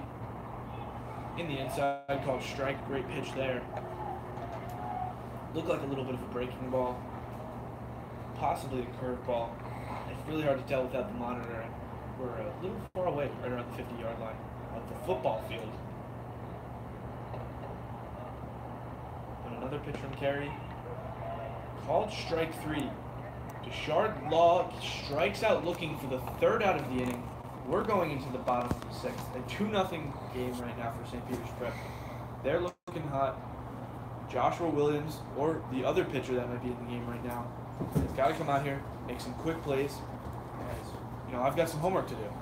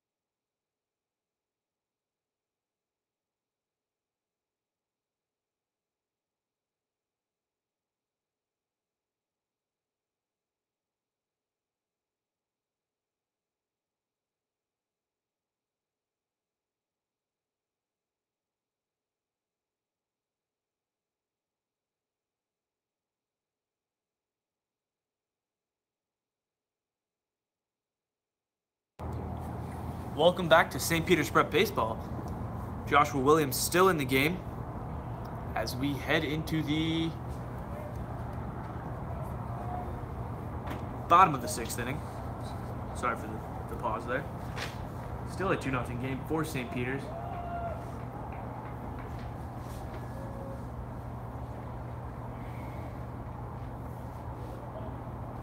Jeremiah Guzman was the last one out. He popped out. And Jared Rosso was just hit by a pitch there. So he walks on to first base.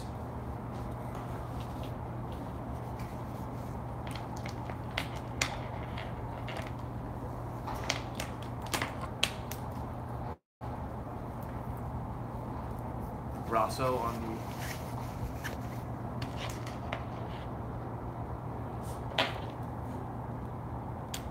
first base line. I actually think that may be someone else.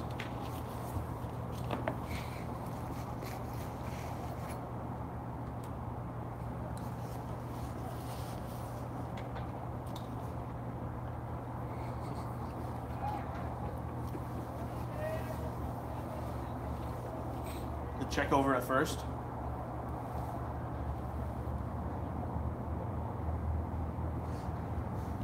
Yeah, I believe at first base right now, running, is Frank Vulu. And Frank's going to steal.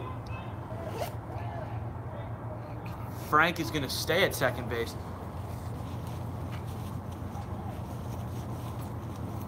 So a bad pitch there from Joshua Williams to Anthony Frankenary allows Frank to run over from first base. Frank, if you are going to watch this, I apologize if I screw up your name. But Frank Vulu.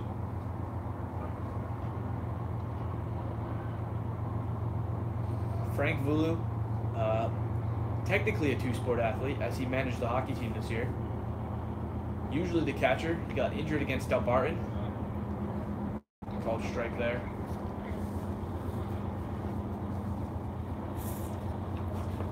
Yeah, and he's not been able to catch since. So Eugene Cohan has taken his place. We want to apologize for the train horn. It's probably going to happen a couple times. So Frank taking a bit of a lead at second. Williams looks up at him. There it is again. Nice friendly interruption.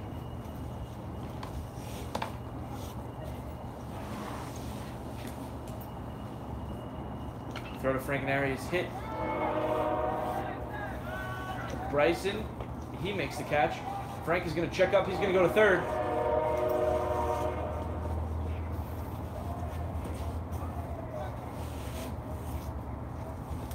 And they call him safe.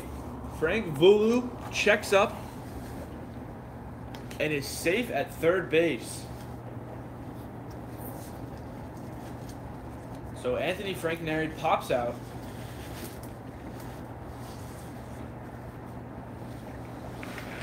And Frank Vulu, after technically stealing second base off the wild pitch, checks up. Bryson's throw was not in time. It was very close, though. And Frank Vulu is now sitting nice and cozy on the third base.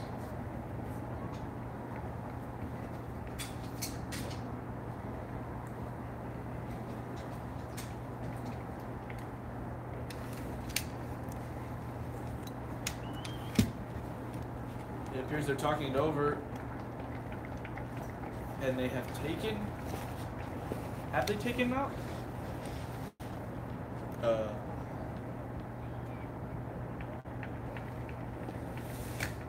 I believe they have. That would be Joshua Williams' last play of the game. Talked it over, they're taking him out, and now Marcus Monroe is into pitch for Ferris. He's looking to get out of this inning without allowing any more runs. Overall, I think Joshua Williams did not have a bad game. He threw over 90 pitches, Charlie, which is great on any day. Only threw one strikeout, but he got a lot of pop-outs, He generated a lot of outs, but he got into some sticky situations, was able to only give up a few runs during them. So, again, this game is not opened up at all. Ferris has one more chance to score 2 runs, and thus Frank is able to get home, make it 3. 1 out, man on third base in scoring position. And I'd like to call him Manager Frank. Frank is the man on third. It's nice to see him finally get back in the game.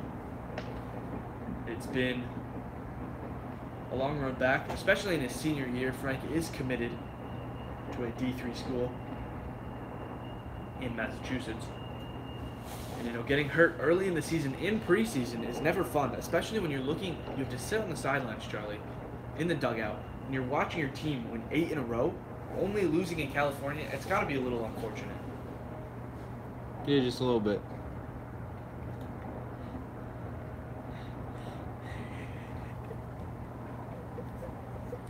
So it's been about 20 minutes now, and Monroe is still warming up on the mound, but we'll give him his time.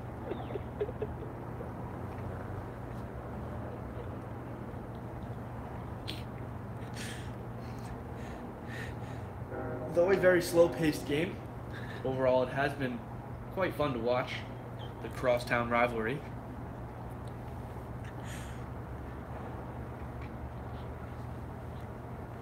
Some great defensive pitching from Jack Carey. We've seen St. Peter's Prep really dominate both sides of the ball so far. And as Thomas Ganaway, number 4, steps up to bat with only 1 out, looking to either get a single or some type of deep pop fly, sacrifice fly to drive in Frank.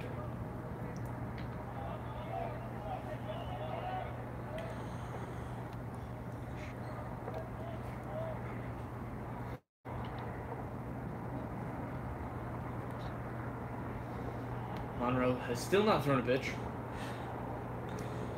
And Monroe's first pitch of the game is... The hype is real. Oh, a nice curveball for a strike. Very nice pitch there from Monroe. Monroe looks like he throws a little bit of sidearm. I do not see that a lot in high school. So this could be difficult for Thomas Ganaway to hit. He really gets low when he throws.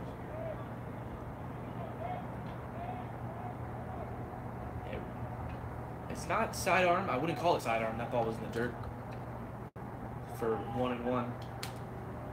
It's like a mixture between sidearm and like a normal throw. I don't know how to explain it.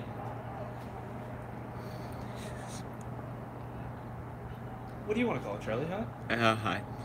I don't know, man. Charlie has no comment, as usual. That's why he's behind the camera. That ball was called a strike. That pitch was called a strike. Count 1 and 2. We're getting into later parts of the game. Still 2-0 St. Peter's Prep. They've gotten 6 hits in this game. 2 Ferris' 3. And, almost all aspects of the game, they've definitely played better baseball. That ball hit fouled.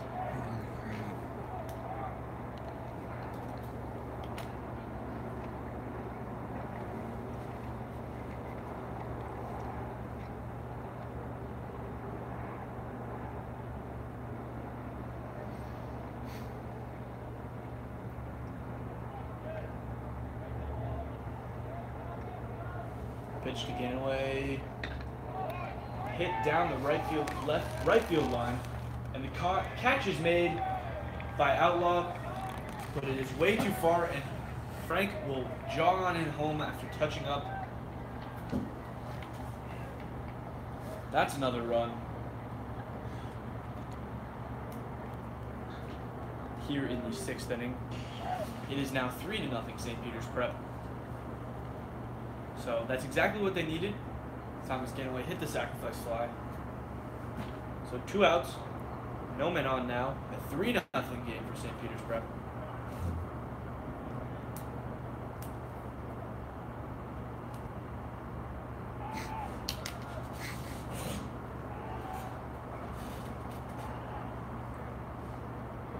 Maleo is up to bat.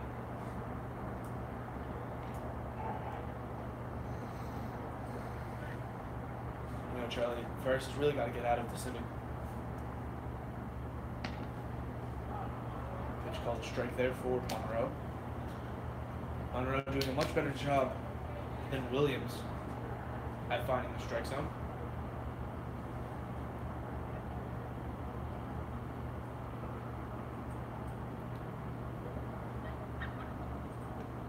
That ball in the dirt. Banks keeps it in front of him.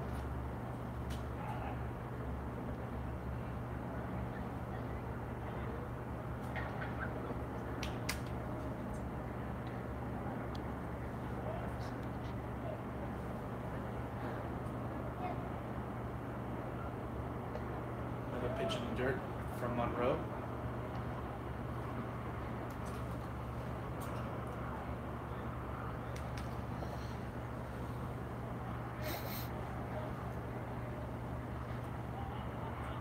Late in this game, a game that was scheduled for yesterday, pushed back to today for rain delays.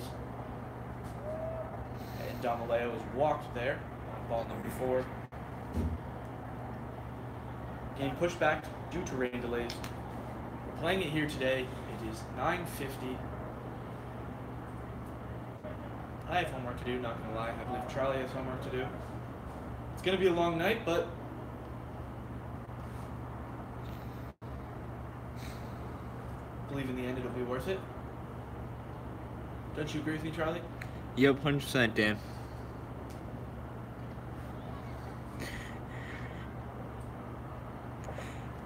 Top of the order again, Kyle Hess. Looking for a bunt, checks away. The steal bounces past the shortstop, Franklin Hernandez. Damaleo slides in to second base.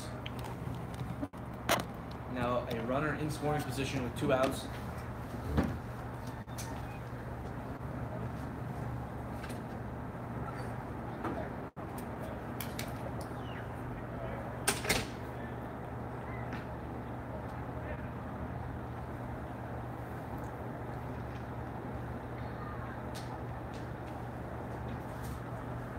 Damaleo at second base. Kyle Hess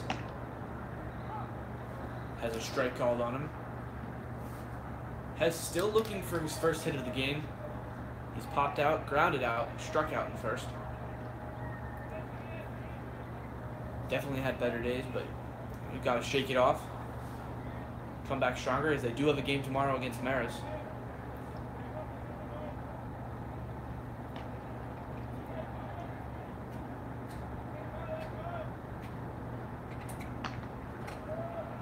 That ball up high. 2 Hess called ball.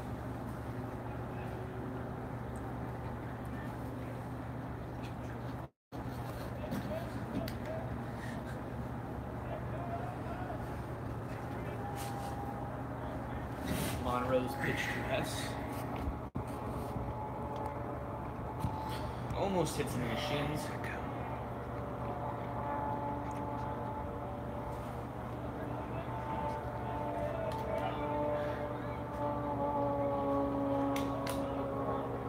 Two outs, runner in scoring position.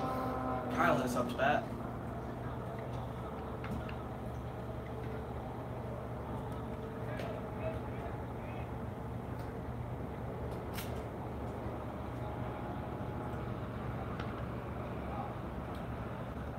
I believe that was called a ball. So Hess taking his time here in this at-bat. That's unfortunate too, Charlie, because it is past my bedtime. I think that's why we have no viewers, Dan. It's past everybody's bedtime.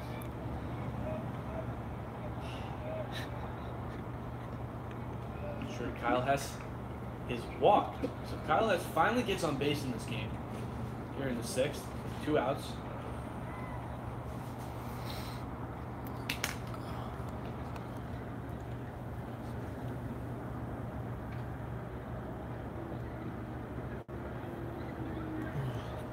earlier today at Cayman Point, the St. Peter's Prep JV team took on the Don Bosco JV team for baseball. They came away with a comeback win. Some huge plays. Just thought I'd throw it in there. Runner in scoring position, and Kyle Hess on first. Jack Carey, who has played a phenomenal game so far, has a strike called on him. They're warming a couple guys up on the St. Peter's side. I would not be surprised, though, if they do let Carey finish out this game, as he is pitching a shutout. He's shown no sign of letting up. Kyle Hess will steal. Don Maleo will go to third. And he's safe. So Kyle Hess and Don Maleo both steal. With 2 outs, you have 2 runners in scoring position.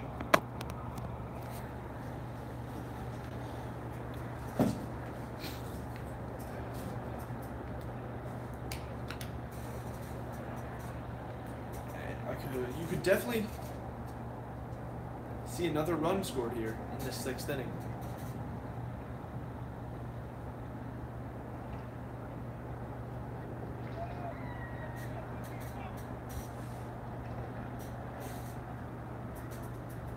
Pitch to Carey. Swung on into deep right field. It'll get through the center fielder and the right fielder. It'll keep going. Kyle Hess will score. Don Malaya will score. Bryson throws it in. Carey will go to third. And Carey will walk into third base with a standing triple, 2 RBIs. Carey hits his 2nd triple of the game, Charlie. 2nd triple of the game. Drives in 2 runs. It is a 5-0 game. I don't want to jinx anything. That could be the end of it. Andrew Chaparro is going to come in for Jack Carey. Yeah, I'm going to be honest with you, Dan. I thought it was the end of it before this inning. So Charlie calling it early. I think I may be calling it now. Monroe came into this inning looking good, throwing a lot of strikes. But a pop out to Thomas Ganaway drove in the runner for Anthony Frankenary and Frank Lulu. And then a huge triple there from Jack Carey on the opposite side of the field. His first triple was between the center fielder and the left fielder. This one pushes it towards the right fielder and the center fielder, but a huge triple. So Andrew Chaparro with 2 outs on third. The throw to Ryan Dornio is a ball.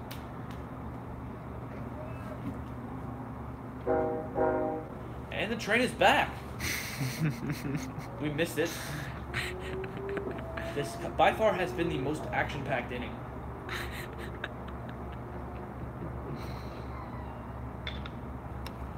That ball is hit.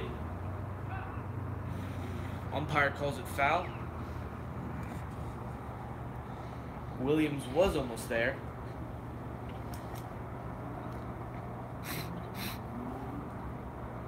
Monroe really looking to get out of this inning.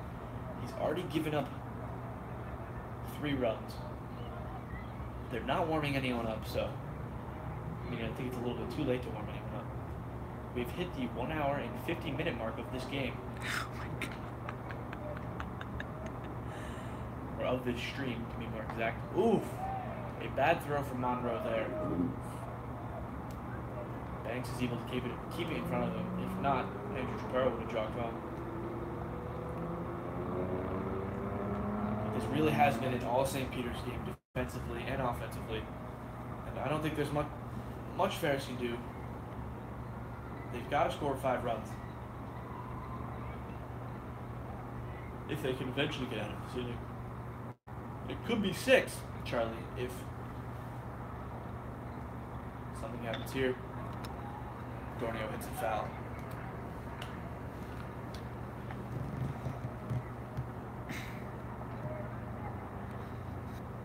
.958, St. Peter's Prep Baseball here on the Nation Station. I want to thank everyone who is tuning in. It is me, Dan Marr, and cameraman and color commentator Charlie Sexton. here in the booth today. And there's strike number 3. Monroe finally gets out of the inning, but not before he lets up 3 runs. So St. Peter's Prep needs 3 more outs, and this game is over, as they have a lead of 5-0 going into the top of the 7th.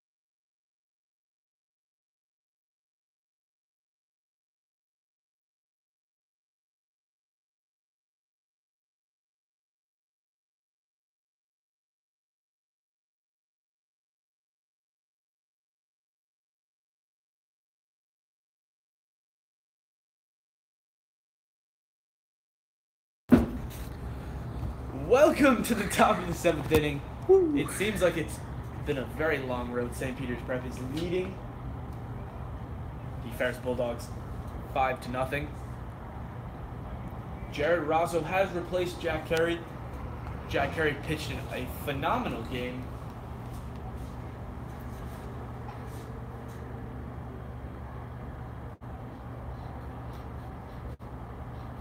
And if you look at some of Jack Carey's stats, he threw,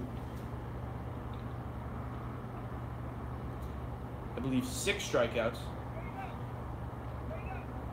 8 strikeouts. And threw a shutout. So, Charlie, he's definitely pitched a great game. Rosso here to finish it off. All he needs is 3 outs. Up against Jerome Banks. Banks has walked and struck out in this game.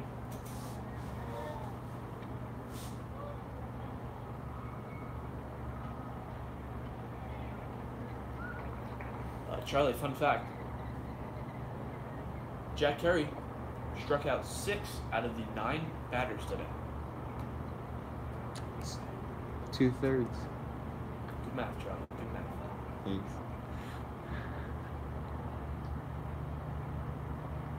Ball rolls away from Gino.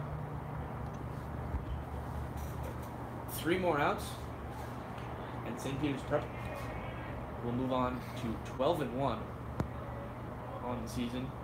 Don't want to jinx anything yet.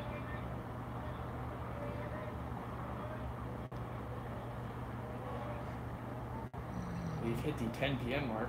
I thank everyone who has tuned in so far. That ball was in the dirt. Gino kept it in front of him. Charlie, Carey also threw around 90 pitches, so they clearly have trust in their number 1 guy. Curran threw around 94 the other day, so threw around 94 the other day. They're really not messing around with the amount of pitches they throw. That's a lot of pitches, Dan.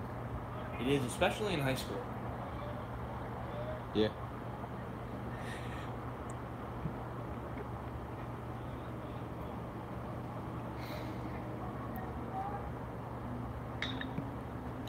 Grounded towards Kyle Hess. Hess makes a throw over to first to Anthony Frankenary, and it's in time.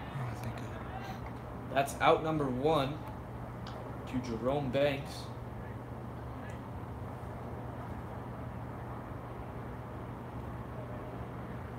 And 2 more outs. St. Peter's Prep will be victorious.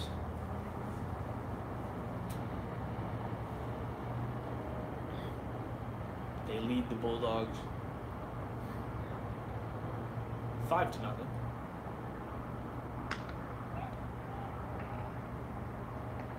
Pitcher's in there for a strike for Jared Rosso. Rosso has finished up almost every leading game so far. He's been a great closer this season.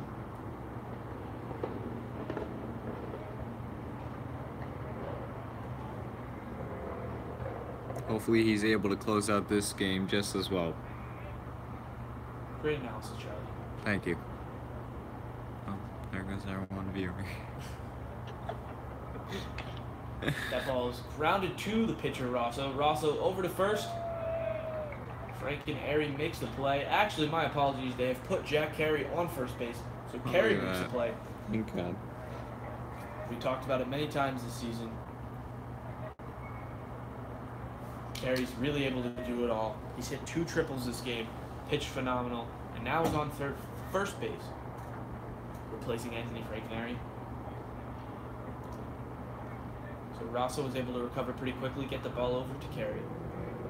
And with only 1 out, that ball's thrown in the dirt. Only 1 out remaining. Up is the top of the lineup. How ironic.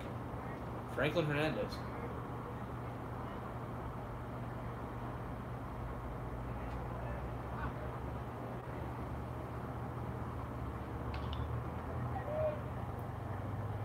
Chopped foul.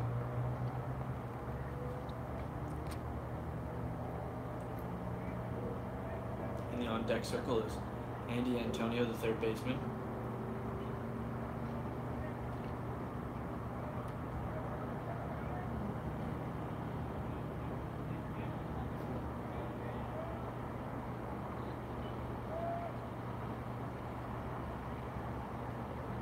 Pitch. Chopped down to Thomas Ganaway, the throw over to Jack Carey, and that will do it, folks. St. Peter's Prep moves to 12-1 on the season. Their win streak moves to 9-0. They're 8-0 at home. Charlie, they really dominated this game. A great performance. Ferris will move to 1-4-1 on the road with a 7-4-1 record overall as they shake hands to finish off the game. My first star of the game, got to be Jack Carey. He did it all in this game. 2 triples was huge. He brought in a lot of the runs today. Overall, St. Peter's really had a great game here tonight. What do you think, Charlie? Yeah, I think they played good baseball, defense and offense. Pitcher was good, as you mentioned. It was a good game to watch. It definitely was. So I want to thank everyone who tuned in here today on the Nation Station at TV Studio. St. Peter's Prep took the victory 5-0 against the Ferris Bulldogs. The Marauders really crushed them here today at Caven Point. Again, I want to thank you.